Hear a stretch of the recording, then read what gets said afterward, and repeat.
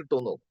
ഇങ്ങനെയാണ് നമ്മൾ ശരിക്കും സെർച്ച് ചെയ്യേണ്ടത്. പക്ഷേ പല ആൾക്കാർക്കും പറ്റുന്ന അബദ്ധം, അത് ഏറ്റവും വിദ്യാഭ്യാസമുള്ള ആൾക്കാർക്കാണ് പറ്റുന്നത്. അവർ ചോദിക്കുന്ന ചോദ്യത്തിൽ ചെറിയ തെറ്റുണ്ടാവും. ആ തെറ്റ് ഇപ്പൊ മാസ്റ്റർ സ്ട്രോക്ക് ടെക്നോസോഫ്റ്റ് RBI അപ്രൂവലും സെബി അപ്രൂവലും ഉണ്ടോ എന്നാണ് ചോദ്യം. അപ്പൊ നിങ്ങൾ മനസ്സിലാക്കുക, RBI ഈ പറയുന്ന IT കമ്പനിയെ കൺട്രോൾ ചെയ്യാനുള്ളതല്ല. ഇപ്പൊ ഒരു ബ്ലോക്ക് ചെയിൻ ഇൻട്രൊഡ്യൂസ് ചെയ്യുമ്പോൾ there should be an IT company, അവരാണിത് ഒരു ക്രിയേറ്റ് ചെയ്യുന്നത്. പിന്നെയാണ് ഒരു ഘട്ടം കഴിയുമ്പോൾ ഇത് ഡീസെൻട്രലൈസേഷനിലേക്ക് പോകുന്നത്.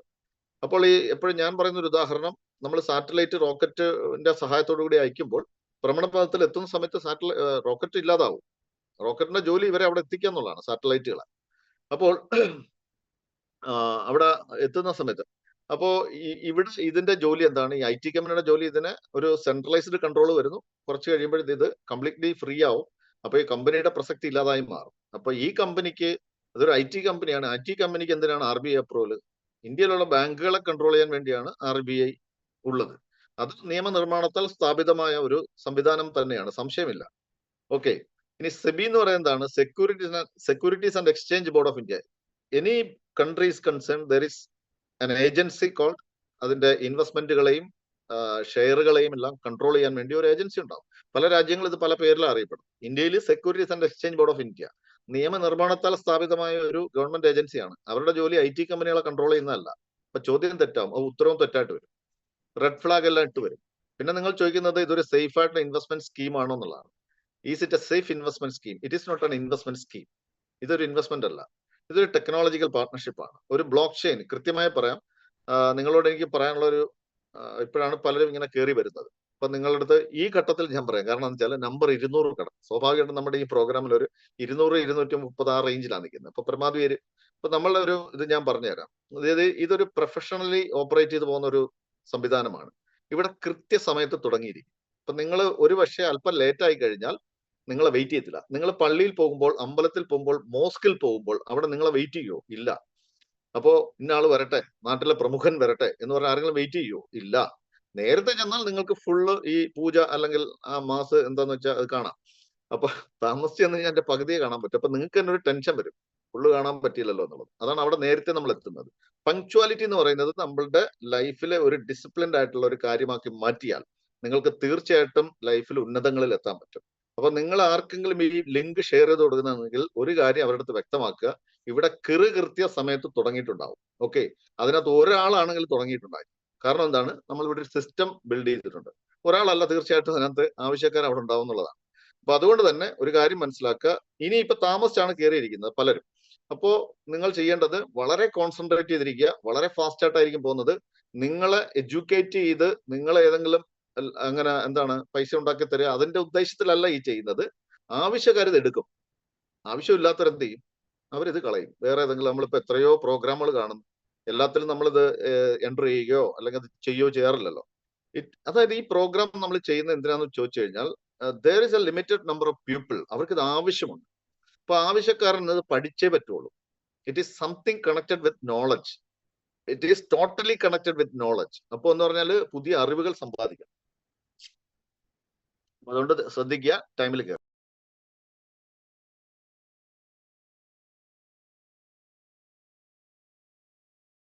കൂടെ എനിക്ക് ലെറ്റ് us കണ്ടിന്യൂ. ഒരു കാര്യം കൂടെ പറയാനുണ്ട്. അത് മറ്റൊന്നുമല്ല, നിങ്ങൾ ഇതിന്റെ എൻഡ് വരെ ഉണ്ടാവാം. ഇത് പലപ്പോഴും ഇങ്ങനെ കയറി ഇറങ്ങി പോകുന്ന ഒരു സിസ്റ്റത്തിലൂടെ പോകരുത്. അപ്പോൾ അത് മാത്രമല്ല, ഇതിനകത്ത് ഇതിന്റെ ഒരു കാര്യവും അറിയാതെ ആരെങ്കിലും ഒരാളെങ്കിലും ഉണ്ടാവുമെന്ന് എനിക്കറിയാം. കാരണം എന്നാൽ റോങ്ലി അയക്കുന്നതാണ് ലിങ്ക്. അതായത് ഇന്നാ കയറിക്കോ, ഒരു പരിപാടിയുണ്ട്, കൊള്ളാവും നോക്ക് എന്ന് വെച്ചാൽ നമുക്ക് പിന്നെ ആലോചിക്കാം എന്നും പറഞ്ഞ് കൊള്ളാവും നോക്കൂ എന്നും പറഞ്ഞിട്ട് ആരും ഇവിടെ വരേണ്ട ആവശ്യമില്ല. കാരണം വെച്ചാൽ ഇത് വളരെ സീരിയസ് ആയിട്ട് നമ്മൾ ചെയ്യുന്ന ഒരു ഗംഭീരമായിട്ടുള്ള ഒരു നല്ല നോളജ് ഓറിയന്റഡ് ആയിട്ടുള്ള ഒരു ടെക്നോളജിക്കൽ ആയിട്ടുള്ള ഒരു സംഗതിയുടെ ഒരു പ്രൊമോഷനാണ്. അപ്പം ഇനി നമുക്ക് കണ്ടിന്യൂ ചെയ്യാം. അപ്പൊ ഇത്രയും സമയം ഞാനല്ല കളഞ്ഞത്, താമസിച്ച് കയറിയ ആൾക്കാർക്ക് വേണ്ടി ഒന്ന് പറയണം. അടുത്ത പ്രോഗ്രാമുകൾ നമ്മൾ നേരത്തെ കയറുക, അല്ലെങ്കിൽ നമ്മൾ ചെയ്യാതിരിക്കുക എന്നുള്ളതാണ്. ആവശ്യക്കാർ ചെയ്തോട്ടെ. ഓക്കെ, അപ്പൊ ഇത് ഇങ്ങനെയാണ് നമ്മൾ. ഇനി നമുക്ക് understand the product and service. ഈ പ്രൊഡക്റ്റ് ആൻഡ് സർവീസ് എന്താണ് ഈ സംഗതി? അപ്പൊ നിങ്ങൾ തന്നെ ഏതെങ്കിലും ഒരു സംവിധാനത്തോട് ചോദിക്കുക, പ്രത്യേകിച്ച് ഒരു AI സംവിധാനത്തോട് ചോദിക്കുമ്പോൾ ആരാണ് ഒരു ബ്ലോക്ക് ചെയിൻ നോഡ് വാലിഡേറ്റർ? അപ്പൊ ഞാൻ എന്താ പറഞ്ഞത്, നിങ്ങളുടെ കയ്യിലിരിക്കുന്ന സംഗതിയുടെ വാല്യൂ നമുക്ക് അറിയണം. ഈ വാല്യൂ അറിഞ്ഞില്ലെങ്കിൽ കുരങ്ങന്റെ കയ്യിൽ പൂമാല കിട്ടിയതുപോലെ ഉള്ളൂ ഇത്. അപ്പൊ block chain node validator is an individual or organisation. ഒരു വ്യക്തിയാവാം, ഒരു പ്രസ്ഥാനമാകാം. അത് directly participate in maintaining or securing and validating the block chain network. Block chain ഒരു സോഫ്റ്റ്വെയർ ആണ്. ഇതിന് കുറെ അധികം എന്താണ് എണ്ണയിട്ട യന്ത്രം പോലെ പ്രവർത്തിക്കുന്ന, അല്ലെങ്കിൽ കുറച്ചധികം നമ്മുടെ ഒരു എഞ്ചിൻ എടുത്ത ഒരുപാട് പാർട്സുകളില്ല, അതുപോലെയാണ് കുറേ സംഗതികളുണ്ട്. അതിൽ a blockchain node validator verifies transaction. ബ്ലോക്ക് ചെയിനിൽ നടക്കുന്ന എല്ലാ സംഗതികളെയും വെരിഫൈ ചെയ്യുന്നു. ഇടപാടുകളെ, പ്രത്യേകിച്ച് ഇടപാടുകളെ വെരിഫൈ ചെയ്യുന്നു. എല്ലാ ക്രിയേറ്റ് ന്യൂ ബ്ലോക്സ്, പുതിയ ബ്ലോക്കുകളെ ക്രിയേറ്റ് ചെയ്യാൻ ഹെൽപ്പ് ചെയ്യുന്നു. And ensures that all the rules of the block chain are followed. എല്ലാ റൂളുകളും ഇതിനകത്ത് ഫോളോ ചെയ്യുന്നുണ്ട്. ഇതൊരു മ്യൂച്വൽ അണ്ടർസ്റ്റാൻഡിംഗ് ആണ്. ഓക്കെ, ഒരു സിസ്റ്റത്തിന്റെ മ്യൂച്വൽ അണ്ടർസ്റ്റാൻഡിംഗ് ആണ്. ജീവനില്ലാത്ത വസ്തുക്കളാണ്. നമ്മളിവിടെ ഫിസിക്കലി ഒരു പരിപാടിയും ചെയ്യണ്ട. നമ്മളിങ്ങനെ ഒരു ലാപ്ടോപ്പിൽ ഇരുന്ന് ഇങ്ങനെ വർക്ക് ചെയ്യുന്നതായിട്ട് ഒന്നും സങ്കല്പിക്കണ്ട. അതിനൊക്കെ ബാക്ക്ഗ്രൗണ്ടിൽ ആൾക്കാരുണ്ട്. അത് അവര് ഈ സാറ്റലൈറ്റിന്റെ കാര്യം പറഞ്ഞ പോലെ ഇത് ഫുള്ളി ഡീസെൻട്രലൈസ്ഡ് ആയി കഴിയുമ്പോൾ എല്ലാവരുടെയുമായി മാറും. ഇന്റർനെറ്റ് ആരുടേതാണ്? എല്ലാവരുടെയുമാണ് എന്നാണ് ഉത്തരം. അപ്പൊ അതിന്റെ പകരമായിട്ട് ഇതെല്ലാം ചെയ്യുന്നതിന്റെ, ഇത് ആരാ ചെയ്യുന്നത്? നിങ്ങളുടെ വാലറ്റുകളാണ് ചെയ്യുന്നത്. റാൻഡം ആയിട്ട് നിങ്ങളുടെ വാലറ്റുകൾ അതിനുവേണ്ടി യൂസ് ചെയ്യും. അപ്പൊ നിങ്ങളുടെ പേരിൽ ഒരു വാലറ്റ് ഉണ്ടാണ്. ആ വാലറ്റ് വൺസ് ബ്ലോക്ക് ചെയിനുമായിട്ട് കണക്ട് ചെയ്താൽ it is connected for ever എന്നുള്ളതാണ്. അപ്പോൾ അതിന് പകരമായിട്ട് ഒരു ലോങ് ടൈമിലേക്ക് വാലിഡേറ്റേഴ്സിന് ബെനിഫിറ്റ് കിട്ടുന്നു എന്നുള്ളതാണ് ഇതിന്റെ ഒരു ചുരുക്കി പറഞ്ഞാൽ, വളരെ സിമ്പിൾ ആയിട്ട് പറഞ്ഞു കഴിഞ്ഞാൽ. അപ്പൊ ഞാനിത് പറയുമ്പോൾ ഇതിൽ പലരും എനിക്കറിയില്ല, ഇതിന്റെ ഒന്നും വീഡിയോ ഒന്നും കാണുന്നില്ലല്ലോ. വളരെ ചുരുക്കം പേരാണ് വീഡിയോ ഒക്കെ ഓപ്പൺ ചെയ്ത് വെച്ചിരിക്കുന്നത്. അപ്പോൾ ഇദ്ദേഹം ചിലപ്പം വാഷ്റൂമിലായിരിക്കും, ചിലപ്പം അടുക്കളയിലായിരിക്കും, ചിലപ്പോൾ നിങ്ങളുടെ ലിവിംഗ് റൂമിലായിരിക്കും, ഡ്രോയിങ് റൂമിലായിരിക്കും, അല്ലെങ്കിൽ ചിലപ്പോൾ സിറ്റ് ഔട്ടിലായിരിക്കും, അല്ലെങ്കിൽ കാറിലായിരിക്കും, അല്ലെങ്കിൽ ബൈക്കിലായിരിക്കും. ഇതൊക്കെ മനുഷ്യ സഹജമാണ്, സ്വാഭാവികമാണ്. പക്ഷെ ഇത്തരം പ്രോഗ്രാമിൽ വരുന്ന സമയത്ത് നമ്മൾ ഇത് പറയുമ്പോൾ നിങ്ങൾ കൃത്യമായിട്ട് അത് കേൾക്കുക എന്നുള്ളതാണ്. അപ്പൊ ഇതാണ് ഒരു blockchain node validator. Okay, ഇനി എന്താണ്, നമുക്ക് ബ്ലോക്ക് ചെയിൻ എക്കണോമിക്സ് പരിശോധിക്കുകയാണ്.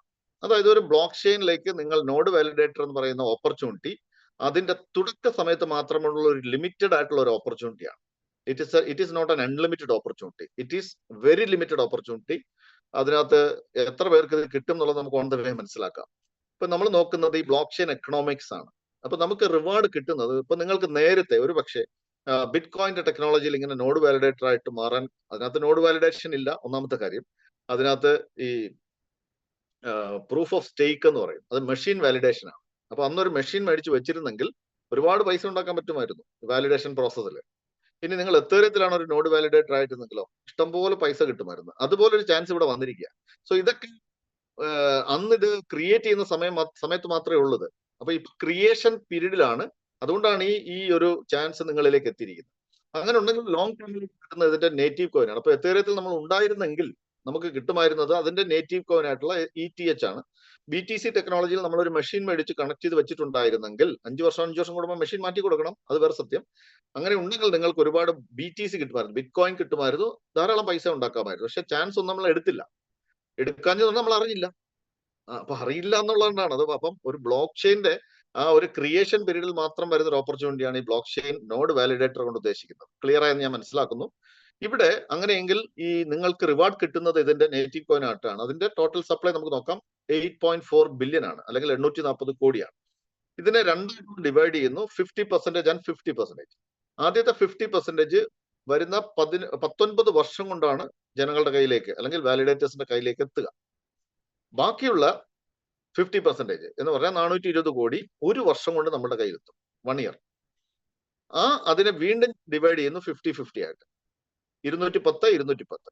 അപ്പൊ ആദ്യത്തെ 210 എവിടെ പോകും? നിങ്ങളുടെ പേരിൽ തന്നെ അവിടെ സ്റ്റേക്ക് ചെയ്യപ്പെടും. ബാക്കി 210 കോടി സർക്കുലേഷനിലേക്ക് വരുന്നു. അത് പുറത്ത് അവൈലബിൾ ആണ്, സർക്കുലേഷനിലുണ്ട്, പലരുടെ കയ്യിലുണ്ട്. ഓക്കെ, അപ്പൊ ഇനി നമ്മളൊരു കമ്പാരിസൺ സ്റ്റഡിയാണ്. ലോകത്തെ പ്രമുഖ ബ്ലോക്ക് ചെയിനുകൾ 50 എണ്ണം ഉണ്ട്. അതിനെ നമുക്ക് തരം തിരിച്ചാൽ 1ാം നിരയും 2ാം നിരയായിട്ട് നമുക്ക് തരം തിരിക്കാം. 10ൽ താഴെയുള്ള 1ാം നിര, 40ൽ കൂടുതൽ 2ാം നിരയാണ്. അപ്പൊ ഇന്നത്തെ Q&A സെഷനിൽ 1ാം നിരയുടെ വ്യത്യാസവും 2ാം നിരയും തമ്മിലുള്ള വ്യത്യാസം എന്ന് ചോദിക്കുന്നുണ്ട്. ആ ചോദ്യത്തിലൂടെ നമുക്ക് മനസ്സിലാക്കാം. അതിലൊരു 1ാം നിര ബ്ലോക്ക് ചെയിൻ ടെക്നോളജിയാണ് ട്രോൺ എന്ന് പറഞ്ഞ ബ്ലോക്ക് ചെയിൻ ടെക്നോളജി. അതിന്റെ ടിക്കർ, അതായത് അതിന്റെ കോയിൻ ഒരു ടിക്കർ ഉണ്ട്. Ticker means short form, TRX എന്നാണ്. നിങ്ങളുടെ കയ്യിൽ ഇപ്പോൾ ഉണ്ടെങ്കിൽ ഒരു 5 മിനിറ്റ് കൊണ്ട് ഇന്ത്യൻ രൂപയാക്കി മാറ്റാം. പലർക്കും ഇത് അറിയില്ല. ഓക്കെ, അതിന്റെ ടോട്ടൽ സപ്ലൈ 94 ബില്യൺ ആണ്, അഥവാ 9,400 കോടി. 9,400 കോടിയാണ്. അപ്പോൾ അത് ഫുള്ളി കംപ്ലീറ്റും സർക്കുലേഷനിലുണ്ട്. അതിന്റെ ഒരു കോയിന്റെ പ്രൈസ് എന്ന് പറഞ്ഞാൽ 25 രൂപയാണ്. ഇന്ത്യൻ കറൻസി, ഇന്ത്യൻ രൂപയിൽ 25 രൂപയാണ്. അപ്പൊ നമ്മൾ 210 കോടിയും 9,400 കോടി നമ്മൾ വ്യത്യാസം ഒന്ന് ആലോചിച്ചു. അപ്പൊ ഇനി ഞാൻ നിങ്ങൾക്ക് പറഞ്ഞു തരാൻ പോകുന്നത്, അല്ലെങ്കിൽ നിങ്ങളെ സഹായിക്കാൻ ഞാൻ ഉദ്ദേശിക്കുന്നത് അസറ്റ് വാല്യൂ കാൽക്കുലേഷൻ ആണ്. അപ്പൊ ഞാൻ ഇവിടെ കണക്കാക്കുന്നത്, നിങ്ങൾ 10 ഫ്രാക്ഷൻ എടുത്തിട്ടുണ്ടെന്ന് വിചാരിക്കും. 10 ഫ്രാക്ഷൻ. അപ്പൊ ഈ 10 ഫ്രാക്ഷൻ നമുക്ക് ഡെയിലി വരുന്ന എത്ര? ഒരു ഫ്രാക്ഷന് 9.14 കോയിൻ ആണ്. 9.14 കോയിൻ ആണ്. അപ്പൊ 10 എടുത്തെങ്കിൽ 91.4 ആണ്. ഞാൻ അതിനെ 90 എന്ന് സങ്കല്പിക്കുകയാണ്.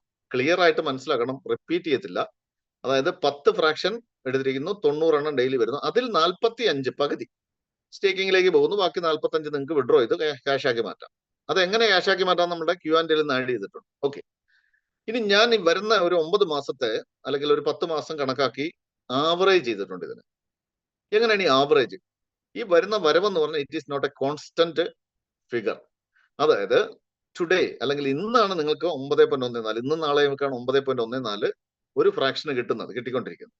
ഒരു ഫ്രാക്ഷൻ എടുത്തിട്ടുണ്ടെങ്കിൽ കിട്ടുന്നത്. നാളെ മീൻസ് കുറച്ച് ദിവസങ്ങൾക്ക് ശേഷം, അല്ലെങ്കിൽ കുറച്ച് മാസം, ഒരു മാസത്തിന് ശേഷം മറ്റുമൊക്കെ അത് കുറയും. അതിന്റെ എപ്പോഴാണ് ഇത് കുറയുന്നത്? 9ാമത്തെ നോഡിന്റെ ഇത് നടന്നുകൊണ്ടിരിക്കുകയല്ലേ. ആ 9ാമത്തെ നോഡിൽ 9.14 ആണ്. ഇനി 10ാമത്തെ നോഡ് ഓപ്പൺ ആവുന്ന സമയത്ത് അത് 8.23 ആവും. 11ാമത്തെ നോഡ് ഓപ്പൺ ആകുമ്പോൾ അത് എത്ര ആവും? മൊത്തം 42 നോഡാണല്ലോ. അപ്പൊ 11ാമത്തെ നോഡിൽ അത് 7.48, 12ാമത്തെ നോഡിൽ 6.86. അപ്പൊ ഞാൻ ഇതിവിടെ ആവറേജ് ചെയ്തിരിക്കുന്ന മെക്കാനിസം എന്ന് പറയുന്നത്, ഈ 21ാമത്തെ നോഡ് അതിനകത്ത് 3.92 ആണ്. ഇന്നത്രയാണ് 9.14. ഇതിന്റെ ആവറേജ് ആണ് ഞാൻ എടുത്തിരിക്കുന്നത്. അത് ഡെയിലി ആവറേജ് എടുത്താൽ 60 എന്നാണ് അതിന്റെ ആൻസർ. ശരിക്കും കഴിഞ്ഞാൽ 90 എന്നല്ലേ വരേണ്ടത്, അത് 60 ആക്കി കുറച്ചിരിക്കുകയാണ് ഈ ആവറേജ് മെക്കാനിസം വെച്ചിട്ട്. അങ്ങനെ ഉണ്ടെങ്കിൽ നിങ്ങളുടെ കയ്യിൽ ഈ വരുന്ന 10 മാസം, ഞാൻ ജനുവരിയും കൂടെ ആഡ് ചെയ്തിട്ടാണ് പറയുന്നത്, 10 മാസം കൊണ്ട് 18,000 കോയിനാണ് നിങ്ങളുടെ കയ്യിൽ ഇരിക്കാൻ സാധ്യതയുള്ളത്. ഈ നവംബർ മാസത്തിൽ ഇതിന്റെ വാല്യൂ 100 ടച്ച് ചെയ്യുന്നതാണ് പ്രഡിക്ഷൻ. അങ്ങനെയുണ്ടെങ്കിൽ അതിന് നിങ്ങളുടെ കയ്യിരിക്കുന്ന അസറ്റ് വാല്യൂ 18 ലക്ഷമായിരിക്കും. ഞാനിവിടെ ഇന്ന് ഈ ഒരു ഇന്നത്തെ പ്രൈസ് ഞാൻ നോക്കിയിട്ടില്ല, കുറെ വർക്കിനകത്തുള്ളതുകൊണ്ട്. എനിവേ, ഒരു 24,000 രൂപയാണ് ഒരു 10 എണ്ണം എടുക്കുന്നുണ്ടെങ്കിൽ 24,000 രൂപയാണ്. ഓക്കെ, ആ 24,000 രൂപയ്ക്ക് 10 എണ്ണം എടുത്തിട്ടുണ്ടെങ്കിൽ അവരുടെ അസറ്റ് വാല്യൂ ഒരു 9-10 മാസം കഴിയുമ്പോഴാണ് 18 ലക്ഷം. ഇത് ചിലപ്പോൾ ഞാൻ ഇങ്ങനെ പറയാം, നമ്മൾ ക്രിക്കറ്റ് കളി കണ്ടുകൊണ്ടിരിക്കുമ്പോൾ ഇവരിപ്പോ 6 റൺസ് വെച്ചാണ് ഒരു ഓവറിൽ എടുത്തുകൊണ്ടിരിക്കുന്നത്. അത് 8 റൺ ആയാൽ ഇത്രയാണ്, 10 റൺ ആയാൽ ഇത്ര. ഈ ഒരു പ്രൊജക്ഷൻ തന്നെയാണ് ഞാൻ ഈ പറഞ്ഞിട്ടുള്ളത്. പക്ഷേ ഇത് ഒരു പ്രഡിക്ഷൻ വെച്ചിട്ടാണ് പറഞ്ഞിട്ടുള്ളത്. ഇനി ഏതെങ്കിലും കാരണവശാൽ ഇതിന്റെ 50% നടന്നിട്ടുള്ളതെങ്കിലും നിങ്ങളുടെ അസറ്റ് വാല്യൂ എത്രയാണ്? 9 ലക്ഷം. ഇനി 4/1 നടന്നിട്ടുള്ളെങ്കിൽ നിങ്ങളുടെ അസറ്റ് വാല്യൂ എത്രയാണ്? 4.5 ലക്ഷം. നമ്മൾ 10 ഫ്രാക്ഷൻ എടുക്കാൻ വേണ്ടി എത്ര മുടക്കിയിട്ടുള്ളത്? കേവലം 24,000, അറേഞ്ച് 25,000 രൂപയ്ക്ക് താഴെ മുടക്കിയിട്ടുള്ളൂ.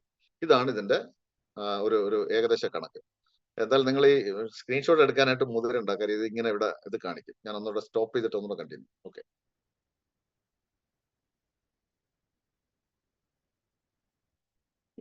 മുന്നോട്ട് പോവാം നമുക്ക്. അപ്പൊ ഇപ്പൊ നമുക്ക് ഏകദേശം പ്രൊഡക്റ്റ് ആൻഡ് സർവീസുമായി ബന്ധപ്പെട്ട കാര്യങ്ങളാണ് ഞാനിവിടെ പറഞ്ഞത്. I think you are happy with this explanation. നിങ്ങൾക്ക് ഹാപ്പിയാണ്. നമ്മൾ പല പോയിന്റിൽ നിങ്ങൾക്ക് കാണിച്ചു തരാണ്. ഓക്കെ, ഇനി നമ്മൾ പോകുന്നത് അണ്ടർസ്റ്റാൻഡ് ദ ബിസിനസ് മോഡൽ. ഇതിനകത്തൊരു സെയിൽസ് പാർട്ട് ഉണ്ട്. ഈ സെയിൽസ് പാർട്ടാണ് ഇനി പറയാൻ പോകുന്നത്. സോ ഞാൻ ഇവിടെ ഇന്ന് പ്രത്യേകിച്ചും കഴിഞ്ഞ ആഴ്ചയിൽ ഒരു ഇൻസിഡന്റ് ഉണ്ടായി. അപ്പോ അതിന്റെ കാരണത്താൽ ഞാൻ ഇന്ന് ഇവിടെ എന്താന്ന് വെച്ച് കഴിഞ്ഞാൽ ഒരു കോട്ട്, നെപ്പോളിയൻ ഹില്ലിന്റെ ഒരു കോട്ട് ആഡ് ചെയ്തിട്ടുണ്ട്. What ever the mind can conceive and believe it can achieve. നിങ്ങളുടെ ഞാൻ തിരിച്ചു പറയാം, ഇതിന്റെ ഓപ്പോസിറ്റുള്ള രീതിയിൽ പറയാം. നിങ്ങളുടെ സബ് കോൺഷ്യസ് മൈൻഡ് ഒരു ആശയത്തെ ഉൾക്കൊണ്ടിട്ടില്ല എങ്കിൽ നിങ്ങൾ ആ പ്രോഗ്രാം ചെയ്യാൻ പോകരുത്. അത് ഏത് ബിസിനസ് ആയാലും. നിങ്ങളുടെ സബ് കോൺഷ്യസ് മൈൻഡ് പറയാണ് നിങ്ങൾക്ക് ഹോട്ടൽ ബിസിനസ് സ്യൂട്ട് ആവില്ല, ഒരിക്കലും ഹോട്ടൽ ബിസിനസ് തുടങ്ങാൻ. നിങ്ങളുടെ സബ് കോൺഷ്യസ് മൈൻഡ് പറയുകയാണ് നിങ്ങൾക്ക് ഒരിക്കലും ഒരു അധ്യാപകനാകാൻ കഴിയില്ല, പോകരുത്, വേറെ എന്തെങ്കിലും പണി നോക്കുക എന്നുള്ള. അപ്പൊ നമ്മുടെ സബ് കോൺഷ്യസ് മൈൻഡ് കൺവിൻസ്ഡ് അല്ലെങ്കിൽ ഒരു പരിപാടിയും ചെയ്യാൻ പോകരുത്, ആ പരിപാടി ചെയ്യാൻ പോകരുത്. അത് കൺവിൻസ്ഡ് ആയ ആൾക്കാർ നമ്മുടെ സമൂഹത്തിലുണ്ട്, അവർ ചെയ്തു. അതാണ് എനിക്ക് പറയാനുള്ളത്. അത് എന്തുകൊണ്ടെന്നാൽ കഴിഞ്ഞ ആഴ്ചയിൽ ഒരു വ്യക്തി ഇവിടെ വന്നിരുന്ന Q&Aയിൽ ഒരു ചാൻസ് കൊടുത്തപ്പോൾ സംസാരിച്ചതിന്റെ ഒരു ഇൻസിഡന്റിന്റെ അടിസ്ഥാനത്തിലാണ് ഇതൊക്കെ എന്തോ മോശം പരിപാടി എന്നുള്ളതാണ്, ആ രീതിയിലാണ് പുള്ളി പറഞ്ഞത്. സോ ഞാനിവിടെ മറ്റൊരു രാജ്യത്ത് നിൽക്കുന്നത് കേരളത്തിലെ മാത്രം പ്രത്യേകതയുള്ളത്. ഈ നമ്മൾ ചെയ്യുന്ന ഇൻഷുറൻസ് സെയിൽസ് ഒരു നോബൽ പ്രൊഫഷനായിട്ട് ഇവിടെയൊക്കെ ചെയ്തു. ഇപ്പൊ നെറ്റ്വർക്ക് മാർക്കറ്റിംഗ് അല്ലെങ്കിൽ മൾട്ടി ലെവൽ മാർക്കറ്റിംഗ് അല്ലെങ്കിൽ ഡയറക്ട് സെല്ലിംഗ് എന്നാണ് അതിനെ പറയേണ്ടത്.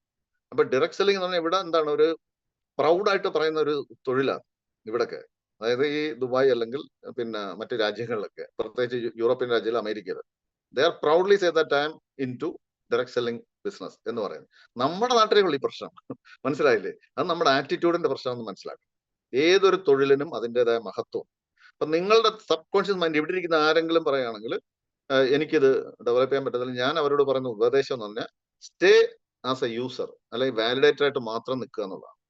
കാരണം എന്താണ്, ആരുടെയാണോ സബ് കോൺഷ്യസ് മൈൻഡിൽ ഇത് കൺവിൻസ്ഡ് ആവുന്നത് അവർ ചെയ്യുന്നതല്ലേ നല്ലത്. അല്ലാതെ ഞാൻ ഒരു മോശവും പറഞ്ഞിട്ടില്ല ഇവിടെ. Okay, let us continue. Okay, ഇനി ഞാനിത് പറയാൻ കാര്യം വെച്ചാൽ ഈ വരയും കുറി ഇടുന്ന ചിലർക്ക് ഇഷ്ടമല്ല. നമ്മളിങ്ങനെ വരച്ചൊക്കെ വെക്കുന്ന ഇഷ്ടമല്ല. കാരണം അത് ഞാൻ പറയുന്നത് വെച്ചാൽ നമ്മുടെ ആ ചിന്താഗതി, നമ്മുടെ ആറ്റിറ്റ്യൂഡിന്റെ പ്രശ്നം. അത് ചേഞ്ച് യുവർ ആറ്റിറ്റ്യൂഡ്. അത് ഈ വരയും കുറിയിട്ട് ചെയ്യുന്നതും ചെയ്തോട്ടെ. നിങ്ങളൊന്ന് ആലോചിച്ച് നോക്കൂ, ഈ ഡയറക്ട് സെല്ലിംഗ് ഇൻഡസ്ട്രി ഏകദേശം ഒരു 26-27 വർഷം ഇന്ത്യയിലുണ്ട്. ഞാൻ പറയും ഇത് വന്നതുകൊണ്ട് തൊഴിലില്ലായ്മ ഒരുപാട് ഇല്ലാതായി, അല്ലെ? തൊഴിലില്ലായ്മ വേതനത്തിന് വേണ്ടി ക്യൂ നിൽക്കണ്ടല്ലേ. People are find outing their own way to create income. അത് മനസ്സിലാക്കുക. ഇപ്പൊ നമ്മുടെ രാജ്യത്ത് എന്തെങ്കിലും ഒരു ഇതിന് 25 വർഷം മുമ്പുള്ള പെർ ക്യാപിറ്റ ഇൻകം ആണോ ഇപ്പോഴത്തെ ആൾക്കാരുടെ പെർ ക്യാപിറ്റ ഇൻകം? ഗവൺമെന്റ് ജോലിക്ക് വേണ്ടി ഇതെല്ലാം കൂടെ ക്യൂ നിന്നിരുന്നെങ്കിൽ ഈ പെർ ക്യാപിറ്റ ഇൻകം കൂടുവോ? ഇല്ല.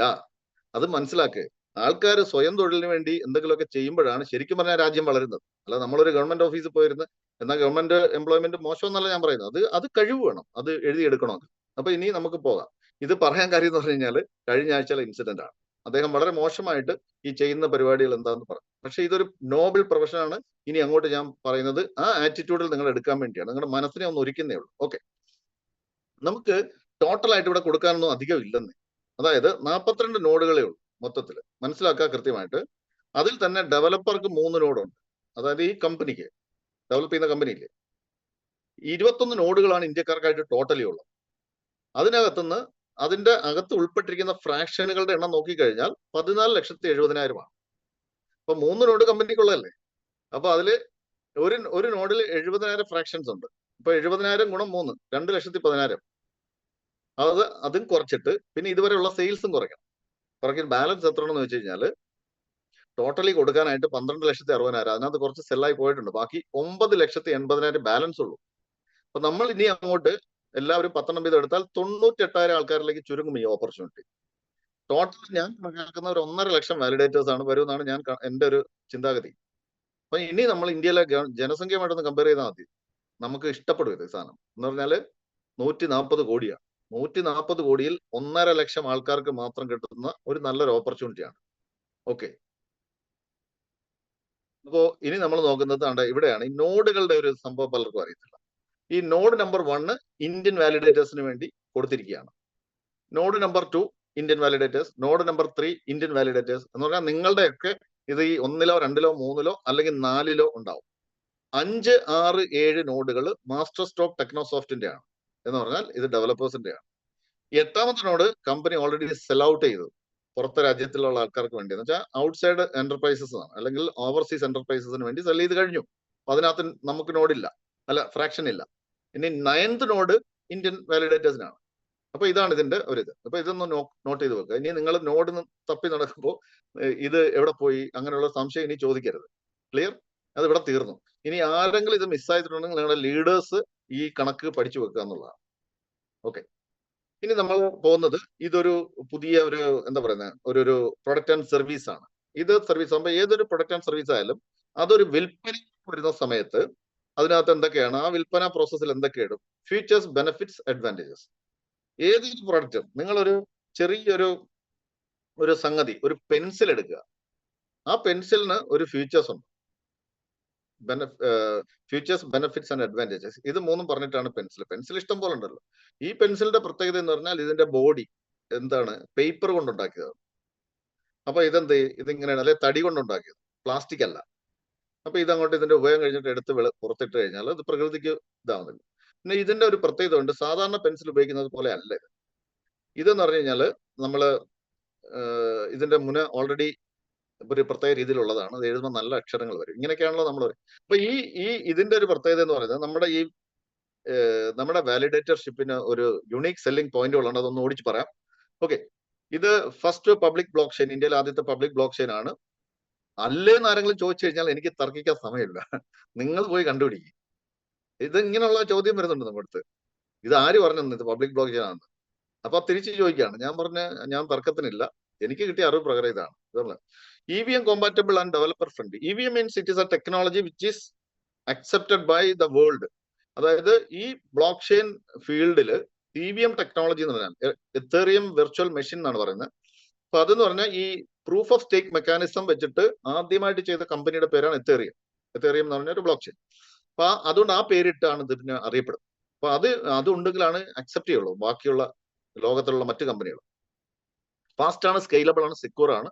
3 സെക്കൻഡിൽ ഒരു ബ്ലോക്ക് ഫോം ആവുന്നു. അൾട്രാ ലോ ഗ്യാസ് ഫീസ് ആണ് 0.000021 000021 പോയിന്റ് കഴിഞ്ഞിട്ട് ഇത് വളരെ കുറഞ്ഞ ഇതേ ഉള്ളൂ. Validator, reward and staking benefits, real world utility integration, eco friendly consensus, POSA സംവിധാനമാണ്, പ്രകൃതിക്ക് ദോഷം ചെയ്യുന്നില്ല, ഇന്റർ പോർട്ടബിൾ എക്കോ സിസ്റ്റം ആണ്. എന്നുവെച്ചാൽ മറ്റൊരു ബ്ലോക്ക് ചെയിൻ ഉൾപ്പെട്ടിരിക്കുന്ന ഭാവിയിൽ ഇതിലേക്ക് വരാം. Institutional and community trust, AI powered ആണ്, ഇന്റലിജൻസ് ആണ്. നമുക്കിവിടെ MST ബഡ്ഡി എന്ന് പറയുന്ന ഒരു സംവിധാനമുണ്ട്. AI ആണ്. നിങ്ങൾ ചോദ്യം ചോദിച്ചാൽ നമ്മൾ ഇന്നിവിടെ Q&Aയിലുള്ള ചോദ്യങ്ങൾ ഒരു പരിധി വരെയൊക്കെ ബഡ്ഡി ആൻസർ ചെയ്യും. ഓക്കെ, ലൈസൻസ്ഡ് ആണ്, റെഗുലേറ്റഡ് ആണ് by the government of India. Country of origin India ആണ്. റെക്കഗ്നൈസ്ഡ് സ്റ്റാർട്ടപ്പ് ഇന്ത്യ പ്രൊജക്ട് ആണ്. അതെല്ലാം പറഞ്ഞു കഴിഞ്ഞാൽ ലെയർ 1 ബ്ലോക്ക് ചെയിൻ ആണ് വിത്ത് നേറ്റീവ് കോയിൻ ആണ്. ഡിഫറെന്റ് പ്രൊജക്ട്സ് ഉണ്ട്, അതിൽ കുറച്ചധികം വെരിഫൈഡ് ആണ്. നമ്മൾ ഈ ചോദ്യം ഇന്ന് ഉൾപ്പെടുത്തിയിട്ടുണ്ട്. ഡൈവേഴ്സിഫൈഡ് ഇൻകം സ്ട്രീംസ് ഉണ്ട് ഇതിനകത്ത്, റിവാർഡ്സും ഉണ്ട് ഇഷ്ടം പോലെ. INR-ലേക്ക് നമുക്ക് കൺവേർട്ട് ചെയ്യാം. Start as an early bird, ഇപ്പൊ വന്നു കഴിഞ്ഞാൽ ഒരു തുടക്കക്കാരൻ എന്നുള്ള രീതി വരാം. ഡ്രിവൺ ബൈ പ്രൊഫഷണൽസ്, ഇതിന്റെ USPs ആണ്. ഇനി നമ്മൾ വരുന്നത് ഇതിന്റെ ബിസിനസ് നമ്മൾ പ്രൊമോട്ട് ചെയ്ത് കഴിഞ്ഞാൽ എന്താണ് നമ്മളുടെ ആ ഒരു പോസിബിലിറ്റി ആണ് നമ്മൾ പറയുന്നത്. അതായത് it is A business size of 1920 ക്രോർസിന്റെ ഒരു ഇതാണ്. 21 നോട്ട്സിൽ അതാണ് അവർ കാൽക്കുലേറ്റ് ചെയ്തിരിക്കുന്നത്. അതിന്റെ കണക്ക് അവർ പറയും. അപ്പൊ നമ്മൾ എടുത്തിരിക്കുന്ന 1920 1920 കോടിയുടെ ബിസിനസ് ആണ്. ഇതിന്റെ exactly 50% is actually four marketing purpose. അതിനകത്ത് തന്നെ ആ 50 വീണ്ടും ഡിവൈഡ് ചെയ്യും. ആ ഒരു 50 എന്ന് പറയുന്നത് എന്താണ്? 25% ആണ്. ഈ 25% ആണ് ഈ മോഡലിൽ നമ്മളിപ്പോ ചെയ്യുന്ന ഈ മോഡലിലുള്ള മാർക്കറ്റിംഗ് പർപ്പസിന് വേണ്ടി ഉപയോഗിക്കുന്നത്. ബാക്കിയുള്ള ഒരു 25% എന്ന് പറഞ്ഞു കഴിഞ്ഞാൽ മറ്റൊരു മോഡലുണ്ട്. അത് കോളേജുകളിലൊക്കെ ഇതിന്റെ പ്രോഗ്രാം ചെയ്യുന്നുണ്ട്, അവയർനെസ് പ്രോഗ്രാം കോളേജുകളിൽ. അപ്പൊ അതിനുള്ള യാത്രകൾ, അതിനെ കണ്ടക്ട് ചെയ്യുമ്പോൾ ഉള്ള ചെലവുകൾ, അങ്ങനെ കുറേ പരിപാടിയുണ്ട്. അപ്പൊ അതിനൊക്കെ ആയിട്ട് യൂസ് ചെയ്യും. അപ്പൊ ടോട്ടൽ കളക്ഷൻ 1920 നേരെ പകുതി മാർക്കറ്റിംഗിലും നേരെ പകുതി ഡെവലപ്മെന്റിനുമാണ്. അതാണ് എന്റെ ക്ലിയർ പോയിന്റ്. അപ്പൊ ഈ 1920 25% ഞാൻ ഇവിടുത്തെ കമ്മീഷനായിട്ട് ഡിസ്ട്രിബ്യൂട്ട് ചെയ്യുന്നത്.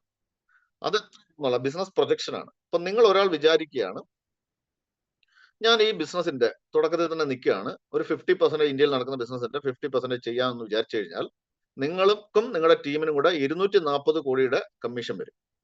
അത് 40% നിങ്ങൾക്ക് ചെയ്യാൻ സാധിച്ചുള്ളൂ എങ്കിൽ പോലും 192 കോടിയുടെ കമ്മീഷൻ വരും. 30% ചെയ്യാൻ സാധിച്ചുള്ളൂ 144 കോടിയുടെ കമ്മീഷൻ വരും. 20% ചെയ്യാൻ സാധിച്ചുള്ളൂ 96 കോടി. 10% 48 കോടി. 5% 24 കോടി. ഇനി 2.5% ചെയ്യാൻ എനിക്ക് സാധിച്ചുള്ളൂ, എനിക്കും എന്റെ ടീമിനും കൂടെ സാധിച്ചുള്ളൂ എങ്കിൽ പോലും 12 കോടിയുടെ ഇൻകം വരും. ഇതാണ് ഇതിന്റെ പ്രൊജക്ഷൻ എന്ന് പറയുന്നത്. ഓക്കെ, ഇനി നമുക്ക് ഇത് പ്രൊജക്ഷൻ ആണ് മുന്നോട്ട് പോകാം. എന്ന് വെച്ചാൽ പൈസ ഉണ്ടോ ഇല്ലയോ എന്ന് മനസ്സിലാക്കണം. ഞാനിത് പറയാനുള്ളൊരു കാരണം, എനിക്ക് അറിയാവുന്ന ഏകദേശം ഒരു 9ഓളം ആൾക്കാർ എന്നേക്കാൾ മുമ്പേ ഈ പ്രൊജക്റ്റിലുണ്ട്. അതിനകത്ത് ഒരാൾ മാത്രമാണ് എന്നോട് ഈ പ്രൊജക്ട് ഷെയർ ചെയ്തത്, ബാക്കി ആരും ഷെയർ ചെയ്തില്ല. അപ്പൊ അവര് ഒരു 5 പേരോട് ഞാൻ ചോദിച്ചു, വൈ നിങ്ങൾ എന്തുകൊണ്ടാണ് ഇത് എന്നോട് ഷെയർ ചെയ്യാൻ? അപ്പൊ അവർ പറഞ്ഞു ഇത് സൈസബിൾ ആയിട്ടുള്ള ഒരു ബിസിനസ് ആണെന്ന് അറിയില്ലായിരുന്നു എന്നാണ്. ഞാൻ അവരെ കുറ്റം പറയത്തില്ല, സത്യം പറഞ്ഞാൽ ഒരു കുറ്റം ഉണ്ട്. എന്താന്ന് പറഞ്ഞു കഴിഞ്ഞാൽ ഒരു ബിസിനസ് കണ്ട അനാലിസിസ് കപ്പാസിറ്റി എന്ന സാധനമുണ്ട്, അതില്ല. എന്നാൽ ഈ ചാത്തൻ സാധനങ്ങളെല്ലാം എടുത്തുകൊണ്ട് വരികയും ചെയ്യും. ഈ നമ്മള് അബദ്ധത്തിലൊക്കെ മുൻകാലങ്ങളിൽ നമ്മൾ മോശം ബിസിനസ്സിൽ ഏർപ്പെട്ടിട്ടുണ്ട്. ഏതാണ് ഈ അണ്ണത്തിക്കലുള്ള അല്ലെങ്കിൽ ROI മോഡലുകളിലും ഒക്കെ നമ്മൾ ഇത് ചെയ്തിട്ടുണ്ട്. ഞാനും പ്രൊമോട്ട് ചെയ്തിട്ടുണ്ട്. ഞാനത് പക്ഷെ അന്നൊക്കെ അറിവില്ലായ്മയുടെ ഒരു കാലഘട്ടമുണ്ട്. പക്ഷെ പിന്നീട് ഇത് പഠിച്ചു കഴിഞ്ഞപ്പോഴത്തേക്കാണ് ഇത് ചെയ്യാൻ പാടില്ല എന്ന് പറഞ്ഞത് തിരുത്തുന്നു. അപ്പൊ ഇവര് ഇത് നമ്മളോട് ഷെയർ ചെയ്തില്ല. ഇതാണ് ഇതിന്റെ ബിസിനസ് സൈസ് എന്ന് പറയുന്നത്, ഓർത്ത് വെക്കുക. ഇനി ഇതിന്റെ ഒരു ഡിസ്ട്രിബ്യൂഷൻ എങ്ങനെയാണ്? ഇതിന്റെ ഒരു കോമ്പൻസേഷൻ പ്ലാൻ ഉണ്ട്, ഒരു മാർക്കറ്റിംഗ് പ്ലാൻ ഉണ്ട്. എവ്രി ഇവിടെ സ്റ്റാർട്ട് ചെയ്യുന്നത് ഒരു വാലിഡേറ്റർ ആയിട്ടാണ്. So everybody start as A validator. ഞാനും അങ്ങനെ തന്നെയാണ് തുടങ്ങിയത്, അല്ല വേറെ ഒരു സംഗതിയില്ല. ഇത് നമ്മൾ തുടങ്ങി. ഈ തുടക്കത്തിൽ ഇതിന്റെ മാർക്കറ്റിംഗ് പ്ലാൻ ഒരു പ്രത്യേകത ഉണ്ട്, ഒരു പ്രോഗ്രസീവ് ടൈപ്പ് ആണ്. അതായത് ഇത് ചെയ്യുന്ന മുറയ്ക്കാണ് ഇതിന്റെ ഇൻകം കൂടി വരുന്നത്. മാർക്കറ്റിംഗ് പ്ലാനിലുള്ള ഇൻകം കൂടി വരുന്നത്. ഇപ്പൊ ഒരു ഐസ്ബർഗ് കാണുന്ന പോലെയാണ്. ഇതിന്റെ മുകളിലുള്ള ഒരു 20% ആയിരിക്കും നമുക്ക് ഈ കടലിൽ കിടക്കുന്ന ഇത് കാണുന്നത്. ഈ കടലിനടിയിൽ ഈ 80% കിടക്കുന്നത്. അത് കാണാൻ സാധിക്കുന്നു. പിന്നെ അസംഷൻ ആണ്. അപ്പോ ഇവിടെ നമുക്ക് നോക്കാം. നമുക്ക് ആദ്യം നോക്കാവുന്ന ഒരു വാലിഡേറ്റർ ആവാൻ എന്ത് ചെയ്യണം എന്നുള്ളതാണ്. സോ അതൊരു ഇന്ത്യക്കാരനായിരിക്കണം. മൊബൈൽ നമ്പർ വേണം, ആധാറുമായി കണക്ട് ചെയ്തൊരു മൊബൈൽ നമ്പർ വേണം, പാൻ നമ്പർ വേണം, ആ പാൻ ആധാറുമായിട്ട് ലിങ്ക്ഡ് ആയിരിക്കണം. ഇതൊരു വളരെ ഇമ്പോർട്ടന്റ് ആണ്. ബിക്കോസ് ഇന്ത്യ ഗവൺമെന്റ് ഇൻസിസ്റ്റ് ചെയ്യാണ് നമുക്കിത് വേണം. അപ്പൊ അവർ ചെയ്തിരിക്കുന്ന വെച്ചാല് ആധാർ ആക്ട് ഉണ്ട് 2016 ആധാർ ആക്ടില് നമുക്കൊരു ഏജൻസി ഒരു ഇതുണ്ട്, ഗവൺമെന്റിന്റെ ഒരു ഇതുണ്ട്, ഒരു അങ്ങനെ ഡിപ്പാർട്ട്മെന്റ് എന്ന് മറ്റു പറയാം, UIDAI, unique identity authority of India എന്ന് പറയും. അവർ പെർമിറ്റ് ചെയ്യണം ഒരു കമ്പനിയെ. അപ്പൊ ഈ കമ്പനി അവർ പെർമിറ്റ് ചെയ്തിട്ടുണ്ട് ഇന്ത്യയിൽ. അപ്പൊ അതുകൊണ്ട് തന്നെ നിങ്ങളുടെ ആധാർ നമ്പർ അടിക്കുമ്പോൾ തന്നെ നിങ്ങളുടെ ഡീറ്റെയിൽ അവിടെ വരും. പിന്നെ ഇമെയിൽ ID വേണം. പിന്നെ ഓൺ ദ വേയിൽ നിങ്ങൾ ചെയ്തു തുടങ്ങുമ്പോൾ ഒരു ബാങ്ക് അക്കൗണ്ട് വേണം. പിന്നെ ഒരു ഫോൺ വേണം. നമുക്കിത് വിഡ്രോവലിനും മറ്റുമൊക്കെ ആയിട്ട് ഫോൺ വേണം. ഇനി ഒരു വാലിഡേറ്റർ ആയിട്ട് ഈ പ്രോഗ്രാം പ്രൊമോട്ട് ചെയ്യുമ്പോൾ starting from A small income എന്ന് വേണമെങ്കിൽ പറയാം, 5% ആണ് റിവാർഡ്. അതായത് റെഫറൽ, ഡയറക്റ്റ് റെഫർ ചെയ്യുന്നതിന്റെ നിങ്ങൾ ഒരാളെ റെഫർ ചെയ്തപ്പോൾ എത്ര എമൗണ്ടിൽ അയാൾ എത്ര ഫ്രാക്ഷൻ എടുത്തു അതിന്റെ 5%. ഈ എമൗണ്ടിൽ ഗവൺമെന്റിലേക്ക് പോകുന്ന GST അങ്ങ് മൈനസ് ചെയ്യും. ബാലൻസ് ആണ് ബിസിനസ് വോളിയം. ക്ലിയർ? അപ്പോൾ അതിന്റെ 5%. ഇനി 2, ഇൻകം കൂടണമെങ്കിൽ നമ്മൾ ഇതിനകത്ത് റാങ്ക് ക്വാളിഫൈ ചെയ്യും. ഇപ്പൊ റാങ്ക് ക്വാളിഫൈ ചെയ്താൽ ആദ്യത്തെ റാങ്ക് വെച്ചാൽ സ്പാർട്ടൻ എന്ന് പറയും. First rank Spartan. ഈ സ്പാർട്ടൻ എങ്ങനെ ആകാം അതാണ് പറയുന്നത്. അതായത് സ്പാർട്ടൻ എന്ന് പറയുമ്പോൾ 1 ലക്ഷം രൂപയുടെ ബിസിനസ്സും 20 വാലിഡേറ്റേഴ്സ്. അത് ഒരാളിലൂടെ ആവാം, 2 പേരിലൂടെ ആവാം. എന്നുവെച്ചാൽ 2 പേരെ സ്പോൺസർ ചെയ്തു ഡയറക്റ്റ് ആയിട്ട്. ഇനി 3 പേരെ സ്പോൺസർ ചെയ്തിട്ടാവാം, 4 പേരെ സ്പോൺസർ ചെയ്തിട്ടാവാം, ഇനി 20 പേരെ നേരിട്ട് സ്പോൺസർ ചെയ്തിട്ടാവാം. എങ്ങനെയാവാം? നിങ്ങൾക്ക് ശേഷം ഒരു 20 പേരുടെ നമ്പർ വേണം, കൗണ്ട്. അത് ആക്ടിവേറ്റ് ചെയ്ത വാലിഡേറ്റർഷിപ്പ് എന്ന് വെച്ചാൽ ഫ്രാക്ഷൻ പർച്ചേസ് ചെയ്തിരിക്കണം. അതാണ് ഒരു കണ്ടീഷൻ. രണ്ടാമത്തെ കണ്ടീഷൻ, ഈ 20 പേരിലൂടെ 1 ലക്ഷം രൂപയുടെ ബിസിനസിന് മുകളിൽ ക്രോസ് ചെയ്യണം. 1 ലക്ഷവും അതിന് മുകളിൽ. അങ്ങനെയെങ്കിൽ നിങ്ങൾ സ്പാർട്ടനായി. അപ്പൊ സ്പാർട്ടനായാൽ എന്താ പ്രയോജനം? അപ്പൊ ഈ സ്പാർട്ടനാകുമ്പോൾ നമ്മളൊരു സ്ട്രക്ചർ നമ്മൾ ഇവിടെ പറഞ്ഞു കൊടുക്കുന്നുണ്ട്. ഞാൻ ഇപ്പോഴും നിൽക്കുന്ന ഈ സ്ട്രക്ചറിലാണ്. ആദ്യം വന്ന ഒരു 5 പേരെ നേരിട്ട് അങ്ങ് സ്പോൺസർ ചെയ്യും. പിന്നെ വരുന്നവരെല്ലാം അവരുടെ ടീമിലേക്ക് കണക്ട് ചെയ്യും. ഈ മോഡലിൽ പേഴ്സണലി എന്നോട് ചോദിക്കുകയാണ്, ഞാൻ ഈ ഇങ്ങനെ ഒരു സ്ട്രക്ചർ ഒറ്റ ദിവസം കൊണ്ട് തന്നെ ഉണ്ടാക്കി എന്ന് പറഞ്ഞപ്പോ ഇവിടെ എത്ര പേർ സ്പോൺസർ ചെയ്ത്? 1, 2, 3, 4, 5, ഇതെല്ലാം 6, 7, 8, 9. ഈ 9 പേരെ നമ്മൾ നേരിട്ടാണ് ശരിക്കും പറഞ്ഞാൽ കണ്ടുപിടിച്ചത്. പക്ഷെ 5 പേരെ സ്പോൺസർ ചെയ്തിട്ട് ബാക്കി 4 പേരെ 5 പേരിൽ ആരുടെയോ ടീമിലേക്ക് കണക്ട് ചെയ്ത്. ഒരാൾ മാത്രമായിട്ട് അവിടെ നിന്നാൽ ടീം അല്ല, അതൊരു വ്യക്തി മാത്രമല്ല. അപ്പൊ നമ്മൾ ഒരാളെ കൂടെ കണക്ട് ചെയ്യുമ്പോൾ 2 പേരായി, അപ്പൊ ടീമായി. സോ ഇങ്ങനെ ഒരു സ്ട്രക്ചർ ഉണ്ടാക്കിയെടുക്കാന്നാണ് ആദ്യത്തെ ഒരു ഇത്. ഏതാ മുന്നോട്ട് പോകണമെങ്കിൽ. അല്ല ഇതൊന്നും ചെയ്യേണ്ട, നമുക്ക് ഇതിന്റെ വാലിഡേറ്റർഷിപ്പിന്റെ സംഗതി മാത്രം മതിയെങ്കിൽ നോ പ്രോബ്ലം, അതിനകത്തൊന്നും ഒരു പ്രശ്നമില്ല. അപ്പോ ഇങ്ങനെ ഒരു സ്ട്രക്ചർ ചെയ്യുന്നതായിരിക്കും ഉചിതം. ഇനി സ്പാർട്ടൻ ആയി കഴിഞ്ഞാൽ എന്തൊക്കെ പറയാം? രണ്ട് പ്രയോജനങ്ങളുണ്ട്. ഒന്ന്, ഇനി മുതൽ നിങ്ങൾ ഒരാളെ നേരിട്ട് സ്പോൺസർ ചെയ്താൽ 10% കിട്ടും ഡയറക്റ്റ് ആയിട്ട്. ഇനി ടീമിൽ നടക്കുന്ന ടോട്ടൽ ബിസിനസിന്റെ 5% കൂടി കിട്ടും. ഇതാണ് സ്പാർട്ടൻ. നമ്മൾ അടുത്ത സ്പൈഡറിലേക്ക് പോവാം. അതിനു മുമ്പായിട്ട് ഈ സ്ട്രക്ചർ മെയിൻറ്റെയിൻ ചെയ്തപ്പോൾ അല്ലെങ്കിൽ അതിന്റെ നമ്മൾ റെക്കമെൻഡ് ചെയ്യാത്ത സ്ട്രക്ചർ പറഞ്ഞാൽ ഈ ബൈനറി മോഡലിൽ പോകരുത്. ഓക്കെ. 2, ഈ ഇങ്ങനെ നിരത്തി സ്പോൺസർ ചെയ്യും. നിങ്ങൾക്ക് വേണമെങ്കിൽ ചെയ്യാം, നിങ്ങളുടെ ചോയ്സ് ആണത്. പക്ഷെ ചെയ്യരുത് എന്നുള്ളതാണ് നമ്മൾ കാര്യം. പ്രോഗ്രസീവ് ആയിട്ട് സ്പോൺസർ ചെയ്യുക എന്നുള്ളതാണ്. ഇങ്ങനെ ചെയ്യുന്ന ആൾക്കാരെന്ന് പറഞ്ഞു കഴിഞ്ഞാൽ, അതായത് ഈ ബൈനറി മോഡൽ ചെയ്താൽ ഇറ്റ് ഈസ് പിരമിഡ് സ്കീം പോലെ ഫീൽ ചെയ്യും. MLM മോഡൽ പോലെ ആയി. It is not an MLM model. Team ബിൽഡിങ്ങിന്റെ ചില തന്ത്രങ്ങൾ ഇവിടെ ഉപയോഗിക്കുന്നുണ്ട്, അത് മാത്രമേ ഉള്ളൂ. പക്ഷെ MLM മോഡൽ അല്ല. It is A team building model recommended progressive sponsoring ആണ് ഇവിടെ റെക്കമെൻഡ് ചെയ്യുന്നത്. ഈ വലതുവശം കാണുന്ന രീതിയിലാണ് നിങ്ങൾ സ്പോൺസർ ചെയ്യുമെങ്കിൽ നിങ്ങളെ എന്താണ് സ്വാർത്ഥൻ എന്ന് വിളിക്കേണ്ടി വരും. ബിക്കോസ് യു ആർ നിങ്ങൾ നോക്കുന്നത് പ്രോഫിറ്റബിലിറ്റി മാത്രമേ നോക്കുന്നുള്ളൂ. മറ്റേ ഇവൻ വന്നവൻ എന്തോ ആയിക്കോട്ടെ, നമുക്കൊരു പ്രശ്നമല്ല, നമുക്ക് കിട്ടാനുള്ള കിട്ടണം എന്ന് മാത്രം ചിന്തിക്കുന്ന ഒരു രീതിയാണ്. അതേസമയത്ത് നമ്മൾ അവരെ സപ്പോർട്ട് ചെയ്തൊന്ന് കൊടുത്തു നോക്കെ. അപ്പൊ അങ്ങനെ കൊടുത്തത് കൊണ്ട് ഞാനിപ്പോ ഇന്ന് മുതൽ ആരെയും കമ്പയർ ചെയ്യുന്നില്ല. ഇവിടെ ഒരു റെക്കോർഡ് ബ്രേക്ക് ചെയ്തിട്ടുണ്ട് നമ്മൾ നേരത്തെ പറഞ്ഞ സ്ട്രക്ചറിൽ. ഇതിനകത്ത് ഹയസ്റ്റ് പൊസിഷൻ പിന്നെ 73 ദിവസം കൊണ്ട് ക്രോസ് ചെയ്തു. 73 ദിവസം കൊണ്ട്. ആ റെക്കോർഡ് ഇപ്പൊ നമ്മളാണ് ബ്രേക്ക് ചെയ്തിരിക്കുന്നത്. ഞാനാണ് പ്രതിനിധാനം ചെയ്യുന്നത്, ഒരു ടീമാണ് ബ്രേക്ക് ചെയ്തത്. അപ്പൊ 73 ദിവസം. അപ്പൊ മറ്റുള്ളവർ എത്ര എടുത്തു വെച്ചാൽ അവര് ഏറ്റവും മിനിമത്തിൽ എടുത്തിട്ടുള്ളത് 7 മാസമാണ്, ബാക്കിയുള്ളത് 10 മാസം ഒക്കെ. പക്ഷെ അവര് മിടുക്കന്മാർ തന്നെയാണ്. പക്ഷെ നമ്മൾ ഈ സ്ട്രക്ചറാണ് ഫോളോ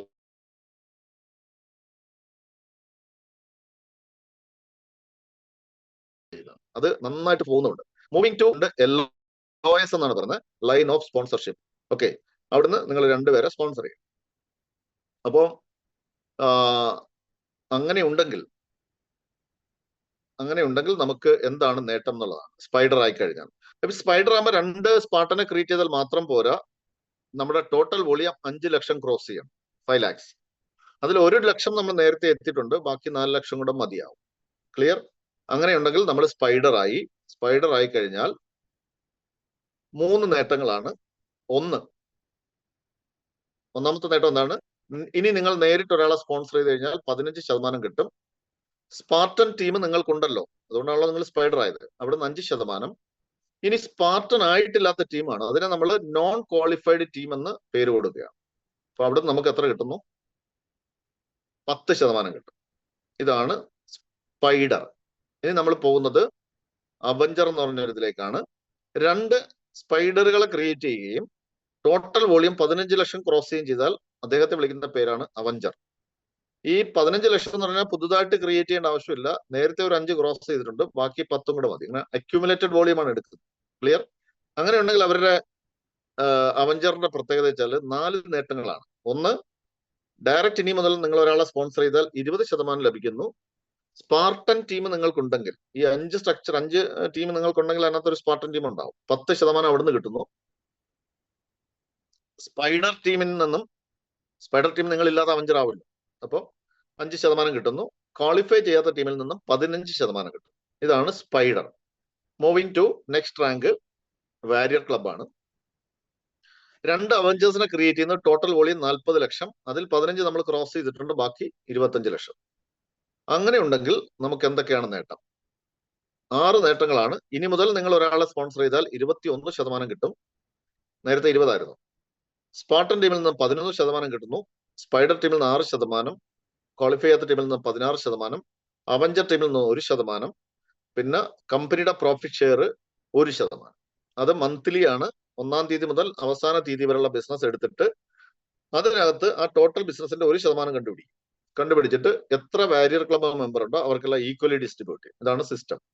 അപ്പൊ നമുക്ക് അതിനൊരു ക്രൈറ്റീരിയയും കൂടി ഫില്ല് ചെയ്യണം. അതെന്താണെന്ന് ചോദിച്ചു കഴിഞ്ഞാൽ, നിങ്ങളുടെ 2 അവഞ്ചർ എന്ന് പറയുന്ന ആൾക്കാരുടെ വോളിയം എക്സ്ക്ലൂഡ് ചെയ്യുന്നു, മാറ്റി നിർത്തിക്കൊണ്ട് ബാക്കിയുള്ള 3 ടീമോ 4 ടീമോ 5 ടീമോ എത്ര ആയിക്കോട്ടെ, അതെല്ലാം കഴിഞ്ഞ് ഒരു ടീമേ ഉള്ളെന്ന് വിചാരിക്കും, അപ്പുറത്ത് ഒരു ടീമേ ഉള്ളെന്ന് വിചാരിക്കും, മൂന്നാമത് അത് ടോട്ടൽ 5 lakhs ആ മാസം ക്രോസ് ചെയ്തിട്ടുണ്ടാവും. അങ്ങനെ ഉണ്ടെങ്കിൽ മാത്രമാണ് അവസാനം പറഞ്ഞിട്ടുള്ള 1% എലിജിബിലിറ്റി ഉള്ളൂ. കഴിഞ്ഞു. നമ്മളിനി പോകുന്നത് ലെജൻഡിലേക്കാണ്. 2 വാരിയർ ക്ലബിനെ ക്രിയേറ്റ് ചെയ്യുന്നു. ടോട്ടൽ വോളിയം 1 കോടി. അതിൽ 40 നമ്മൾ നേരത്തെ എത്തിയിട്ടുണ്ട്, ബാക്കി 60 ആണ്. അങ്ങനെ ഉണ്ടെങ്കിൽ ഒരു 7 ബെനിഫിറ്റുകളാണ്. നേരിട്ട് ഒരാളെ സ്പോൺസർ ചെയ്താൽ 22% കിട്ടുന്നു ഇനി മുതൽ. സ്പാർട്ടൻ ടീമിൽ നിന്ന് 12%, സ്പൈഡർ ടീമിൽ നിന്ന് 7%, ക്വാളിഫൈ ചെയ്യാത്ത ടീമിൽ നിന്നും 17%, അവഞ്ചർ ടീമിൽ നിന്ന് 2%, വാരിയർ ടീമിൽ നിന്ന് 1%, പ്രോഫിറ്റ് ഷെയർ 3%. കമ്പനിയുടെ പ്രോഫിറ്റ് ഷെയർ നേരത്തെ പറഞ്ഞതുപോലെ തന്നെയാണ്. അതെങ്ങനെയാണ് ക്രൈറ്റീരിയ? 2 വാരിയർ ടീമിന്റെ വോളിയം മാറ്റി നിർത്തിക്കൊണ്ട് ബാക്കി മാത്രം കാൽക്കുലേറ്റ് ചെയ്യുന്നു. അത് 5 ലക്ഷം ക്രോസ് ചെയ്തിട്ടുണ്ടെങ്കിൽ you are qualified four monthly total ഇന്ത്യയിൽ നടക്കുന്ന ബിസിനസിന്റെ 2% കൂടി നിങ്ങൾക്ക് കിട്ടും. വാരിയറിൽ ഒരു 1% കിട്ടും, ഇതും കൂടെ കിട്ടും. സോ ഇതാണ് നമ്മുടെ മാർക്കറ്റിംഗ് പ്ലാൻ. ഇത്രയേ ഉള്ളൂ, കഴിഞ്ഞു. അപ്പൊ ടോട്ടൽ എത്ര ക്ലബ് മെമ്പേഴ്സ് ഉണ്ട്? വാരിയർ ക്ലബും ഇതും കൂടെ കൂട്ടിയാണ് ക്ലബ് മെമ്പേഴ്സ് നമ്മൾ കൗണ്ട് ചെയ്യുന്നത്. 18 വാരിയർ ക്ലബ് മെമ്പേഴ്സും 6 ലെജൻഡ് ക്ലബ് മെമ്പേഴ്സും. ഇപ്പൊ 24 പേരാണ് ഈ ക്ലബ് മെമ്പേഴ്സിൽ എത്തിയിട്ടുള്ളത്. അത്ര എത്തിയിട്ടുള്ളൂ. അതായത് ഇതപ്പോ ഇതിന്റെ വെരി ഇനിഷ്യൽ സ്റ്റേജിൽ തന്നെയാണ് ഇപ്പോഴും നിൽക്കുന്നതെന്ന് വേണമെങ്കിൽ നമുക്ക് കണക്കാക്കാം. So now we are going to next ഇതിലേക്ക് പോവുകയാണ്. Let us meet the toppers.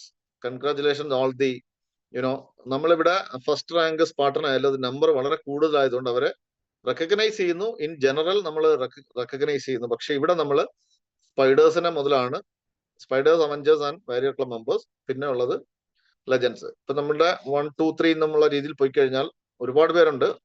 ഇപ്പൊ പേര് ഞാൻ പറയുന്നില്ല. മനസ് BR Jayan, Muralikrishnan, Unnikrishnan, Sojiya, Bijukumar, Jyothi, Ratheesh, Biju, Gunasekharan, Babu PA, Raju KS, Bindu J, Premdas, Bijukumar, Sneha SNR, Mahesh, Rajeswari, Santhosh MK, Sajeevan, Prabha, Raveendran, Subran, Rajesh KS, Puneetha, Muraleedharan, Smitha Babu, Anil, Piepan, Mr. E. Parameshivam, Ramlat BV, Yashwant Raj, Sathyan E, Shanoj C, Florence. ഏകദേശം ഇത്രയും പേരാണ് കഴിഞ്ഞ ഇത് പറയുള്ളത്. വിപിൻ നാഥ്, വി ജെ, ദുരൈ രാജ്, ആങ്കമത്ത് മണി, ദെൻ സുമേഷ് പി. ഇത്രയും പേരാണ്. ഇതിൽ ഫോട്ടോ നമുക്ക് കിട്ടാത്തതൊക്കെ ഉണ്ട്. അവര് കിട്ടുന്ന മുറയ്ക്ക് നമുക്ക് അവരെ ആഡ് ചെയ്യാം. But we are actually going to recognise the last വീക്കിൽ, അതായത് ഈ കഴിഞ്ഞ നമ്മൾ ഞായറാഴ്ചയാണല്ലോ, അപ്പൊ ഇന്നലെ വരെയുള്ള ആൾക്കാരെയാണ് നമ്മൾ റെക്കഗ്നൈസ് ചെയ്യുന്നത്. We have mister Santosh M J, Jyoti Kumar B, mister Vinod Kumar N V and Prasanna. എനിക്ക് തോന്നുന്നു അതിൽ കൂടുതൽ ആൾക്കാരുണ്ട്. പക്ഷെ ഇതിൽ ആരെങ്കിലും ഇതിനകത്ത് ഉണ്ടെങ്കിൽ ഒന്ന് ഹാൻഡ് റൈസ് ചെയ്യുക. വിനോദ് കുമാർ ഉണ്ടെന്ന് തോന്നല്ലോ. ഇല്ല, വിനോദാണോ?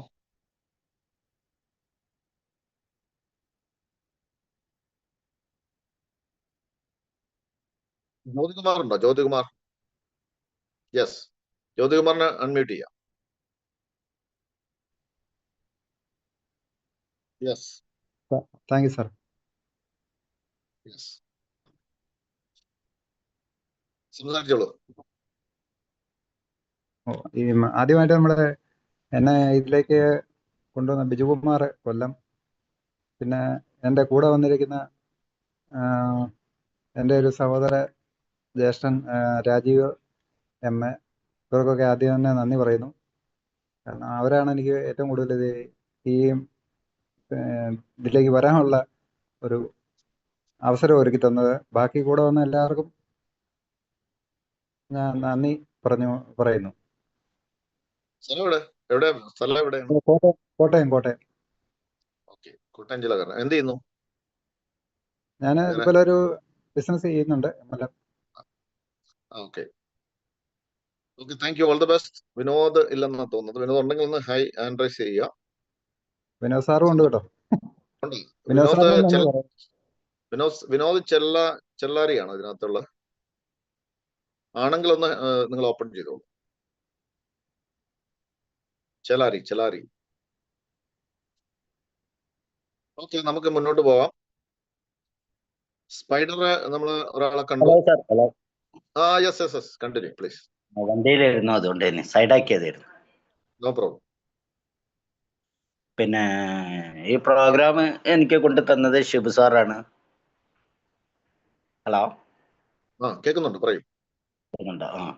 അപ്പൊ ഞാൻ കേട്ടപ്പോൾ ഞാൻ സാധാരണ അവരുടെ നെറ്റ്വർക്ക് അങ്ങനെയുള്ള ഒരു രീതിയിലാണ് കണക്കാക്കിയത്. പിന്നീട് ഇതിന്റെ 1-2 മീറ്റിംഗ് ഒക്കെ കണ്ടപ്പോഴാണ് പിന്നെ ഇത് നമ്മൾ വിചാരിച്ചൊരു സാധനമില്ല, ഇതുവരെ നഷ്ടപ്പെട്ടതെല്ലാം തിരിച്ചെടുക്കാനുള്ള ഒരൊറ്റ പരിപാടി ഇത് മാത്രമേ ഉള്ളൂ.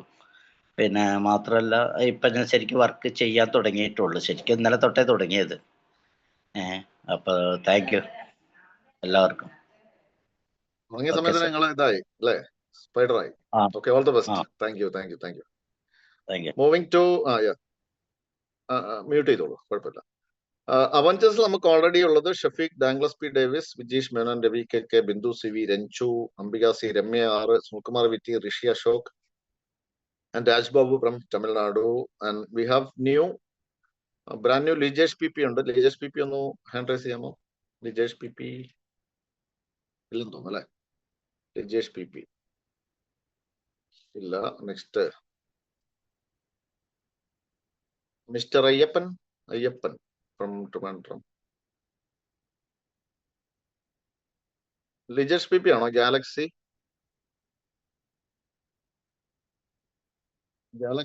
Lijesh PP ആണെങ്കിൽ ഒന്ന് അൺമ്യൂട്ട് ചെയ്തോ. അല്ല സാർ, ഞാൻ ലിജേഷ്. ഹലോ. ഓക്കെ. കണ്ടിന്യൂ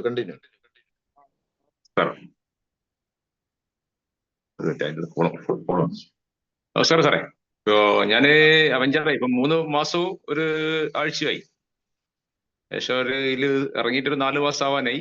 പക്ഷെങ്കില് ശരിക്കും വർക്ക് ചെയ്തൊരു 3 മാസമാണ്. അതില് ലാസ്റ്റിലത്തെ 2 മാസമാണ് കുറച്ചെല്ലാം ചെയ്തത്. അപ്പൊ എന്റെ ടീമിൽ കുറെ അവഞ്ചേഴ്സ് കുറെ 2-3 സ്പൈഡേഴ്സായി, 10-16ഓളം പിന്നെ പാർട്ട്നേഴ്സായി, 350 മെമ്പേഴ്സായി ടോട്ടൽ.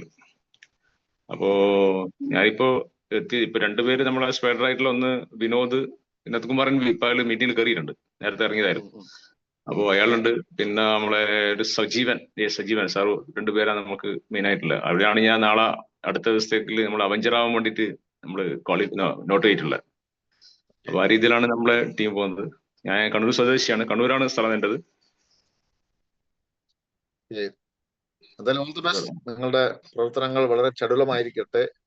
ഓക്കെ അയ്യപ്പൻ അയ്യപ്പൻ ഉണ്ടെന്നോ അല്ലെ? അയ്യപ്പൻ ഒന്ന് അൺമ്യൂട്ട് ചെയ്യാവോ? അല്ല, അയ്യപ്പനില്ലെന്ന് തോന്നുന്നു. ഓക്കെ, അയ്യപ്പൻ ട്രിവാൻഡ്രം ആണ്, പുതിയ ബ്രാൻഡ് ന്യൂ ആണ്. ഉണ്ടെങ്കിൽ ഒന്ന് ഹാൻഡ് റൈസ് ചെയ്യാം. മൂവിങ് ടു എക്സിസ്റ്റിംഗ് ആയിട്ടുള്ള വാരിയർ ക്ലബ് മെമ്പേഴ്സിനെ നോക്കാം. Vinod MV from Kannur, Manoj OT from Trivandrum, Biju K from Trivandrum, Babu VV from Thrissur Kerala, Santhosh B from Trivandrum, Ganesh Gopi Abu Dhabi, Ajith Chathoth Kannur. ഇത്രയും പേരാണ് നമ്മളുടെ എക്സിസ്റ്റിംഗ് ആയിട്ടുള്ള warrior club members. So we have a new achiever warrior club member ആയിട്ടുള്ളത്. ഞാനൊന്ന് നോക്കട്ടെ ആള് വന്നിട്ടുണ്ടോന്ന്. Yes, mister Bobby.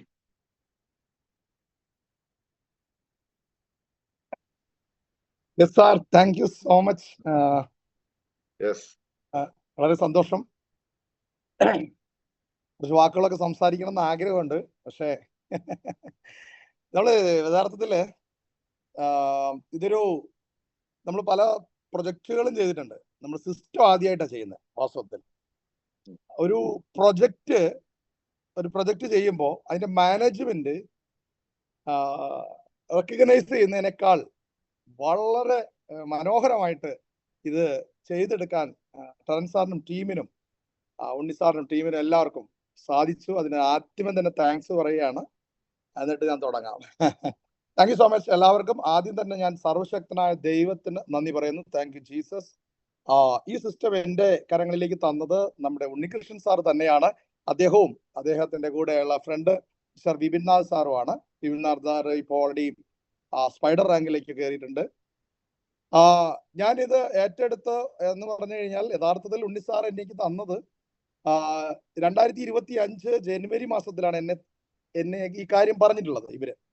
ഞാൻ അന്ന് ഒരു 5 ഫ്രാക്ഷൻ എടുത്തു വെച്ചു. പക്ഷെ അതിനുശേഷം ഞാൻ ഒക്ടോബർ മാസം പകുതി കഴിഞ്ഞിട്ടാണ് അതിനെക്കുറിച്ച് ഒന്ന് അനലൈസ് ചെയ്യാം എന്ന് വിചാരിച്ചത്. കാരണം ആ സമയങ്ങളിൽ ഒരുപാട് പ്രയാസങ്ങളൊക്കെ ഉണ്ടായിട്ടുള്ള പല പ്രൊജക്ടുകളിലൊക്കെ നമ്മൾ മനഃപൂർവ്വമായിട്ടോ അറിയാതെയോ ഒക്കെ പോയി ചാടിയിട്ടുണ്ട്.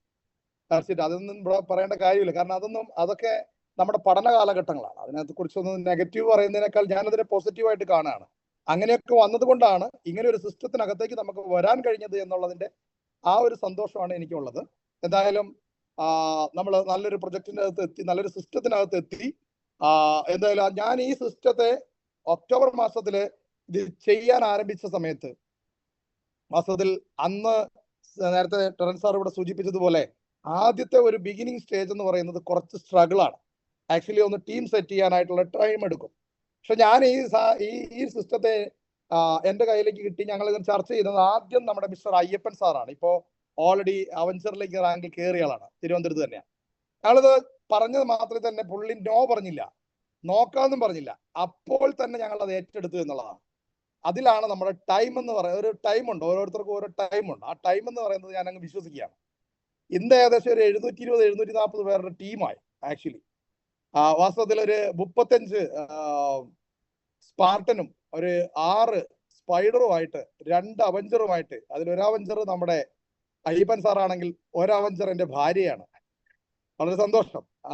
അപ്പൊ ഈ കാര്യങ്ങൾ ഏറ്റെടുക്കാനായിട്ട് തയ്യാറായ ആൾക്കാരാണ് ഇതിലെ ഏറ്റവും വലിയ. കാരണം നമ്മളല്ല വാസ്തവത്തില് ഈ സിസ്റ്റം കൊണ്ടുപോകുന്ന കുറെ ആളുകളെ ദൈവം നമ്മളിലേക്ക് കണക്ട് ചെയ്യുകയാണ് ചെയ്യുന്നത്. വാസ്തവത്തിൽ അതിനെ നമ്മളൊന്ന് കോർഡിനേറ്റ് ചെയ്ത് കൊടുത്തു എന്ന് മാത്രമേ ഉള്ളൂ.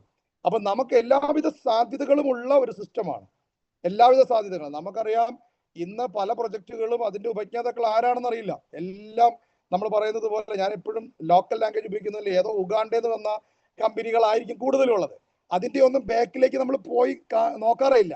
പക്ഷെ ഇവിടെ നമ്മൾ മനസ്സിലാക്കേണ്ടത്, ഇവിടെ ജെന്യൂൻ ആയിട്ടുള്ള ഒരു സംവിധാനം ഇന്ത്യ ഗവൺമെന്റിന്റെ നിയമം പാലിച്ചുകൊണ്ട് ഇന്ത്യ ഗവൺമെന്റിന് തന്നെ ഇത് ആവശ്യമാണ്, ഓരോ ഇന്ത്യക്കാരും ഇത് ആവശ്യമാണെന്ന തിരിച്ചറിവാണ് ഇന്ന് നമ്മുടെ MST ബ്ലോക്ക് ചെയിനിലേക്ക് ഇന്ന് എത്തിച്ചേർന്നിരിക്കുന്നത്. ഗവൺമെന്റ് പോലും അവർക്ക് പോലും ഒരു പബ്ലിക് ബ്ലോക്ക് ചെയിൻ വേണമെന്നുള്ള ഒരു പഠനത്തിന്റെ അടിസ്ഥാനത്തിലാണ് ഇന്ന് നമ്മളിപ്പോ ഈ MST ബ്ലോക്ക് ചെയിൻ ഇന്ന് ഇന്ത്യയിൽ നിന്ന് രൂപം കൊണ്ട് ഇന്ത്യ ലോകം പിടിക്കാനായിട്ട് പോകുന്നത്. അതിന്റെ വക്താക്കളാണ്, അതിന്റെ വാലിഡേറ്ററാണ് നമ്മൾ. റാങ്ക് വിട്ടേക്കൂ, നമ്മൾ ആരാണെന്ന് നമ്മൾ തിരിച്ചറിയുക എന്നുള്ളത് വീണ്ടും ഞാൻ പറയുകയാണ്. എനിക്ക് കാരണം 1-2 പേര് ഇപ്പോഴും ഈ സിസ്റ്റത്തെ ആദ്യം നമ്മൾ പറഞ്ഞു, കാര്യങ്ങൾ മനസ്സിലാക്കി, ഇപ്പോഴും പഴയതുപോലെ പല ആളുകളും ഏതോ ചെറിയ പ്രൊജക്ടുകളുടെ പുറകെ പോവുകയാണ്. പ്രിയമുള്ളവർ, അങ്ങനെ ചെയ്യരുത്. നിങ്ങളുടെ കയ്യിൽ കിട്ടിയിരിക്കുന്ന നിധിയെ നിങ്ങളൊന്ന് തിരിച്ചറിയാനായിട്ട് ശ്രമിക്കുക. തിരിച്ചറിഞ്ഞില്ല എന്നുണ്ടെങ്കിൽ അത് വലിയ നഷ്ടം ഉണ്ടാക്കും, ഒരു സംശയം വേണ്ട. നമ്മള് ഇപ്പൊ ഈ കഴിഞ്ഞ ദിവസങ്ങൾ, ഇന്ന് 3 ദിവസം കൊണ്ട് എന്റെ ഓഫീസിൽ 7 കമ്പനികൾ വന്നു. 7 കമ്പനികൾ, അതിനകത്ത് 4 ക്രിപ്റ്റോ കറൻസി തന്നെയാണ്. അവർ വരുമ്പോൾ എനിക്ക് ചിരിയാണ് വരുന്നത്. വന്ന 4 കമ്പനികളിലെ ആൾക്കാരിൽ 3 കമ്പനിക്കാർ എൻ്റെ കൂടെ ജോയിൻ ചെയ്തു. ഞാൻ അങ്ങോട്ട് പോയതല്ല. പക്ഷേ നമ്മുടെ സിസ്റ്റത്തിനെ ബീറ്റ് ചെയ്യാൻ പറ്റിയ ഒരു സാധനവും ഇല്ല. അതാണ് നമ്മൾ മനസ്സിലാക്കേണ്ടത്. ഏതെങ്കിലും ഒരു ക്രിപ്റ്റോ പ്രൊജക്ട് ഇന്ന് കയറി വരും, ഇന്ന് $1 ആകും എന്ന് പറഞ്ഞ് വരുന്നവരുടെ മുമ്പിൽ നിങ്ങൾ മനസ്സിലാക്കേണ്ട ഒരു കാര്യം, നിങ്ങൾ ഈ സിസ്റ്റത്തിനകത്ത് 775 കമ്പനികൾ, ഇന്ന് ലീഡർ നമ്മുടെ കമ്പനി മാനേജ്മെന്റിന്റെ ആൾക്കാർ വന്ന് കാണിച്ചു തന്നു. 775 കമ്പനികൾ രജിസ്റ്റർ ചെയ്തതിലെ ഏതോ ഒരു കമ്പനി മാത്രമാണ് നമ്മുടെ മുമ്പിലേക്ക് വന്ന പ്രൊജക്ട് എന്നുള്ളത്. ഇതാദ്യം തിരിച്ചറിയണം. അപ്പോൾ ഈ 775 കമ്പനികളെ പോലുള്ള ആ കമ്പനികളെ നിയന്ത്രിക്കുന്നത് നമ്മളിലൂടെയാണ്, നമ്മുടെ ഈ സിസ്റ്റത്തിലൂടെയാണ് എന്ന തിരിച്ചറിവാണ് നിങ്ങൾക്ക് ഓരോരുത്തർക്കും വേണ്ടത്. ഈ തിരിച്ചറിവില്ലെങ്കിൽ തീർച്ചയായും നിങ്ങൾ പരാജിതരാകും. ഇതിനകത്ത് വന്ന് ഒരു ഫ്രാക്ഷൻ എടുത്ത ആളും ഇതിനകത്ത് സക്സസ് ആകും എന്നുള്ളതിൽ യാഥാർത്ഥ്യമാണ്. ഒരു ഫ്രാക്ഷൻ എടുത്ത ആളും സക്സസ് ആകും. ബട്ട് നിങ്ങൾ ഇതിനെ എങ്ങനെ എടുക്കുന്നു, അതാണ് ഇതിന്റെ ഏറ്റവും വലിയ ഇമ്പോർട്ടൻസ്. ടെറൻസ് സാറ് പല നെഗറ്റീവ്സുകൾ ഉണ്ടായിരുന്നു, ഉണ്ണി സാറ് പല നെഗറ്റീവ്സും മാർക്കറ്റിൽ ഉണ്ടായിരുന്നു. ബട്ട് അവരെടുത്ത തീരുമാനം, ആ തീരുമാനത്തിൽ ശരിവെക്കുന്ന രീതിയിലേക്ക് ഈ സിസ്റ്റം മാറി എന്നുള്ളതാണ്. എന്നെ സംബന്ധിച്ചിടത്തോളം വാരിയർ ക്ലബ് എന്ന് പറയുന്നത് സ്വപ്നം കാണാൻ പോലും കഴിയാത്ത ഒരു കാര്യമായിരുന്നു തുടക്ക ദിവസം. ബട്ട് ആദ്യത്തെ റാങ്ക്, 2ാമത്തെ റാങ്ക് കഴിഞ്ഞപ്പോൾ ഇത് ബീറ്റ് ചെയ്യാൻ കഴിയും, ലെജൻഡിൽ മേളിൽ എത്താൻ കഴിയും എന്ന് എനിക്ക് ഉറപ്പുണ്ടായത് കൊണ്ട് ഈ ടീമിനെ വളരെ ശക്തമായിട്ട് നമ്മൾ മുമ്പോട്ട് കൊണ്ടുപോയി. ഒരു കാര്യം പറയാം, നിങ്ങൾ എടുക്കുന്ന തീരുമാനം ശക്തമാണെങ്കിൽ പ്രകൃതി നിങ്ങൾക്ക് അനുകൂലമാകും, ദൈവം നിങ്ങൾക്ക് അനുകൂലമാകും. ഞാൻ എൻ്റെ വാക്കുകൾ നിർത്തുകയാണ്. ഇതിനകത്ത് പുതിയതായിട്ട് വന്ന അല്ലെങ്കിൽ ആരെങ്കിലും ഉണ്ടെങ്കിൽ ഞാൻ ഒറ്റ കാര്യം പറയാം, ഇന്ന് തന്നെ തീരുമാനം എടുക്കണം, നാളേക്ക് മാറ്റിവെക്കരുത്. അവരോട് ആലോചിക്കാം, ഇവരോട് ആലോചിക്കാം. കാരണം നമ്മുടെ മുമ്പിലേക്ക് എല്ലാ വാതാനങ്ങളും തുറന്നു കിടക്കുകയാണ്, എല്ലാ വാതിലുകളും തുറന്നു കിടക്കുകയാണ്. ഗവൺമെന്റ് തലത്തിലുള്ള ഏതെങ്കിലും കാര്യങ്ങൾ അറിയണമെങ്കിൽ നിങ്ങൾക്ക് ലീഡേഴ്സുമായിട്ട് കണക്ട് ചെയ്യാം. ഈ മേഖലയുമായി ബന്ധപ്പെട്ട കാര്യങ്ങൾ, ലോകത്തിൽ ഇതുവരെ ഉണ്ടായിരുന്ന ടെക്നോളജിയുടെ ഇതും തമ്മിലുള്ള കമ്പാരിസൺ ചെയ്യണം നിങ്ങളാ, എന്നിട്ട് നിങ്ങൾ ഇറങ്ങണം ഈ സിസ്റ്റത്തിനെ. ഞാനിപ്പോ 10 കാര്യങ്ങൾ എഴുതി വെച്ചതിൽ 3 കാര്യങ്ങൾ പറയുമ്പോൾ തന്നെ 7, 8, 10 കോടി രൂപ വരുമാനം വാങ്ങിച്ച് കമ്പനിയിലെ പല കമ്പനികളിൽ ടോപ്പ് മോസ്റ്റ് ആയിട്ട് ആളുകൾ ഞാൻ ഈ ബിസിനസ് പറയുമ്പോൾ എൻ്റെ കൂടെ വരുന്നതിന്റെ യാഥാർത്ഥ്യം നമ്മൾ ഇത് മനസ്സിലാക്കി കഴിഞ്ഞാൽ കത്തിക്കും നമ്മളെ. കാരണം ഈ സിസ്റ്റത്തെ നമ്മളൊന്ന് ആലോചിച്ച് നോക്കിയേ, കഴിഞ്ഞ 1 വർഷവും 4 മാസവുമായിട്ട് ഈ സിസ്റ്റം, ഈ MST ബ്ലോക്ക് ചെയിൻ ഇന്ത്യയിലുണ്ട്. ബട്ട് വെറും 4 മാസം കൊണ്ട്, എനിക്ക് തോന്നുന്നത് ടെറൻസ് സാറ് ഞാനൊക്കെ തീരുമാനമെടുത്തത് ഒക്ടോബർ മാസത്തിലാണ്. ഈ തീരുമാനമെടുത്തതിൽ മുതൽ കേരളത്തെ ഈ MST ബ്ലോക്ക് ചെയിൻ തിരിച്ചറിഞ്ഞ കാലഘട്ടമാണ് ഈ ഒരു മാസം എന്ന് പറയുന്നത്. നമ്മളെ അപ്രീഷിയേറ്റ് ചെയ്യാൻ കമ്പനി, ഇതെങ്ങനെ നിങ്ങൾക്ക് സാധിക്കുന്നു, അതാണ് മലയാളികൾ, അതാണ് കേരളക്കാർ. അപ്പോൾ ഇത് തീർച്ചയായും നിങ്ങൾ നല്ല തീരുമാനമെടുക്കുക. ഇനി മോശമായിട്ടുള്ള സ്കാം കമ്പനികളുടെ പുറകെ പോകാതിരിക്കുക, അതിന്റെ ആവശ്യമില്ല. ഇനി 8,10,000 ഫ്രാക്ഷൻസ് മാത്രമേ നമ്മുടെ മുമ്പിൽ ബാക്കിയുള്ളൂ. പക്ഷെ അതിനപ്പുറത്തേക്ക് 480 കോടിയോളം രൂപ നമുക്ക് വേണ്ടി കാത്തിരിക്കുന്നുണ്ട്. വേണമെങ്കിൽ എടുക്കാം, ഇല്ലെങ്കിൽ നിങ്ങൾക്ക് റിജക്ട് ചെയ്യാം. എന്നിരുന്നാൽ പോലും നിങ്ങൾ ഒരു വാലിഡേറ്റർ ആണെങ്കിൽ ഇതിനകത്ത് സക്സസ് ആയിരിക്കും. ഒരു കുഴപ്പമില്ല, നിങ്ങൾ ധൈര്യമായിട്ട് മുമ്പോട്ട് പോകാം. എല്ലാവിധ സപ്പോർട്ടും ഉണ്ടാകും. Thank you so much. Thank you Terence sir. Thank you all leaders. Thank you. All the best for your next rank. അടുത്ത റാങ്ക് എത്രയും പെട്ടെന്ന് ക്രോസ് ചെയ്യട്ടെ. സോ മൂവിങ് ഓൺ, നമുക്ക് ഫൈനൽ റാങ്കിലുള്ള ആൾക്കാരെ ഒന്ന് പരിചയപ്പെടാം. ഒന്ന് ഞാൻ തന്നെയാണ്, അപ്പൊ നമ്മൾ എക്സിസ്റ്റിംഗ് ആണ്, അതുകൊണ്ടൊന്നും സംസാരിക്കുന്നില്ല. സെക്കൻഡ് തിങ്, എന്റെ സ്പോൺസറാണ് അദ്ദേഹം, സേതു കൃഷ്ണൻ, എന്റെ ഫ്രണ്ടും കൂടെയാണ്. Both are from Dubai. പിന്നെ ബാക്ക് ഇൻ ദ കൺട്രി നമ്മള് കൊല്ലം സ്വദേശികളാണ്. അപ്പോൾ ഇനി ഞാൻ ബ്രാൻഡ് ന്യൂ ആയിട്ട് നമുക്ക് പുതിയൊരു ലെജൻഡ് ക്ലബ് മെമ്പർ ഉണ്ട്. അപ്പൊ അദ്ദേഹത്തെ ഇൻവൈറ്റ് ചെയ്യണം. അപ്പൊ അതിനു മുമ്പ് ചെറിയൊരു ഇൻട്രൊഡക്ഷൻ ഒന്ന്, അല്ലെങ്കിൽ ഒരു ചെറിയൊരു ഇത് എനിക്ക് പറയേണ്ടിയിരിക്കും. കാരണം ഞാൻ ഈ പ്രൊജക്റ്റിലേക്ക് വരുന്നത്, ഈ നമ്മുടെ ബോബി പറഞ്ഞതുപോലെ എന്റെ ഫ്രണ്ട്സ് ഒക്കെ 1 വർഷത്തിന് മേളിലൊക്കെ ഇത് വന്നിട്ടുള്ള ആൾക്കാർ, വളരെ അടുത്ത ഫ്രണ്ട്, എനിക്ക് വിളിച്ചു കഴിഞ്ഞ് എൻ്റെ അടുത്ത് പറഞ്ഞു കഴിഞ്ഞാൽ ഞാൻ തീർച്ചയായിട്ടും അവരോടൊപ്പം സ്റ്റാർട്ട് ചെയ്യുമായിരുന്നു. പക്ഷെ അവരിതാ എന്നോട് പറഞ്ഞിട്ടില്ലായിരുന്നു. അപ്പോ അവർ ഞാൻ നേരത്തെ ഒന്ന് സൂചിപ്പിച്ചിരുന്നല്ലോ. അപ്പൊ അങ്ങനെ ഇരിക്കവെയാണ് ഇദ്ദേഹം എന്നെ വിളിച്ചിട്ട് പറയുന്നു ഇങ്ങനെ ഒരു സംഭവമുണ്ട്. അപ്പൊ ഞാൻ അപ്പോഴേ റിജക്ട് ചെയ്യാണ്. കാരണം ഈ ഇങ്ങനെയുള്ള ചില പരിപാടികളിലൊക്കെ നമ്മൾ ഇടപെട്ടിട്ട് ഒന്ന് ഈ കമ്പനികളൊക്കെ ലൂട്ട് ചെയ്ത് പോകുന്നു. ഈ മീറ്റിംഗ് ഒക്കെ എടുക്കുന്ന നമ്മളായതുകൊണ്ട് നമ്മുടെ പേര് ചീത്തയാവുന്നു. ആൾക്കാരുടെ ഇടയിൽ നമ്മുടെ പേരാണ് ചീത്തയാവുന്നത്. അയാൾ പറ്റിച്ചു എന്നാണ് പറയുന്നത്. അപ്പൊ അതൊക്കെ നമുക്കത് വളരെ ബുദ്ധിമുട്ടുകൾ ഉണ്ടായി. അപ്പൊ ഇത് ഈ ഒരു അവർക്കൊരു എന്തെങ്കിലും ഒരു പരിഹാരം ഉണ്ടാക്കി കൊടുക്കാം എന്നുള്ള എന്റെ ചിന്തകളിൽ നിന്നാണ് നമ്മൾ ഓരോരോ കാര്യങ്ങൾ തന്നെ അപ്പൊ ആദ്യം എടുത്തൊരു തീരുമാനമുണ്ട്. ഇനി മേലാൽ ഇനി പട്ടിണി കിടക്കേണ്ടി വന്നാലും ഒരു ROE പ്രോഗ്രാം ജോയിൻ ചെയ്തില്ല, പ്രൊമോട്ട് ചെയ്തില്ല. ഇന്നും എന്നെ വിളിച്ചിട്ടുണ്ട് ആൾക്കാർ. അപ്പൊ ഞാൻ പറഞ്ഞു പിന്നെ നമുക്ക് സംസാരിക്കാന്ന് പറഞ്ഞു. അപ്പൊ സുഹൃത്തുക്കളെ വിളിക്കും. അപ്പൊ ഇനി മേലാൽ ഇനി ഒരു ROE പ്രോഗ്രാം ചെയ്യില്ല എന്നാണ് ആദ്യത്തെ തീരുമാനം. അങ്ങനെ ഞാൻ എന്റേതായ ഒരു പ്രൊജക്റ്റുമായി ബന്ധപ്പെട്ട് ഒരു ട്രെയിനിങ്ങുമായി ബന്ധപ്പെട്ട കാര്യങ്ങളൊക്കെ മുന്നോട്ട് പോകുന്ന സമയത്താണ് ഇദ്ദേഹം എന്നെ വിളിക്കുന്നത്. അദ്ദേഹം വിളിച്ചപ്പോഴത്തേക്ക് ഞാൻ പറയാനുള്ള കാര്യം വാട്സപ്പിൽ പറയാൻ പറഞ്ഞു. അങ്ങനെ എന്നോട് പറഞ്ഞ് ഓഗസ്റ്റ് 29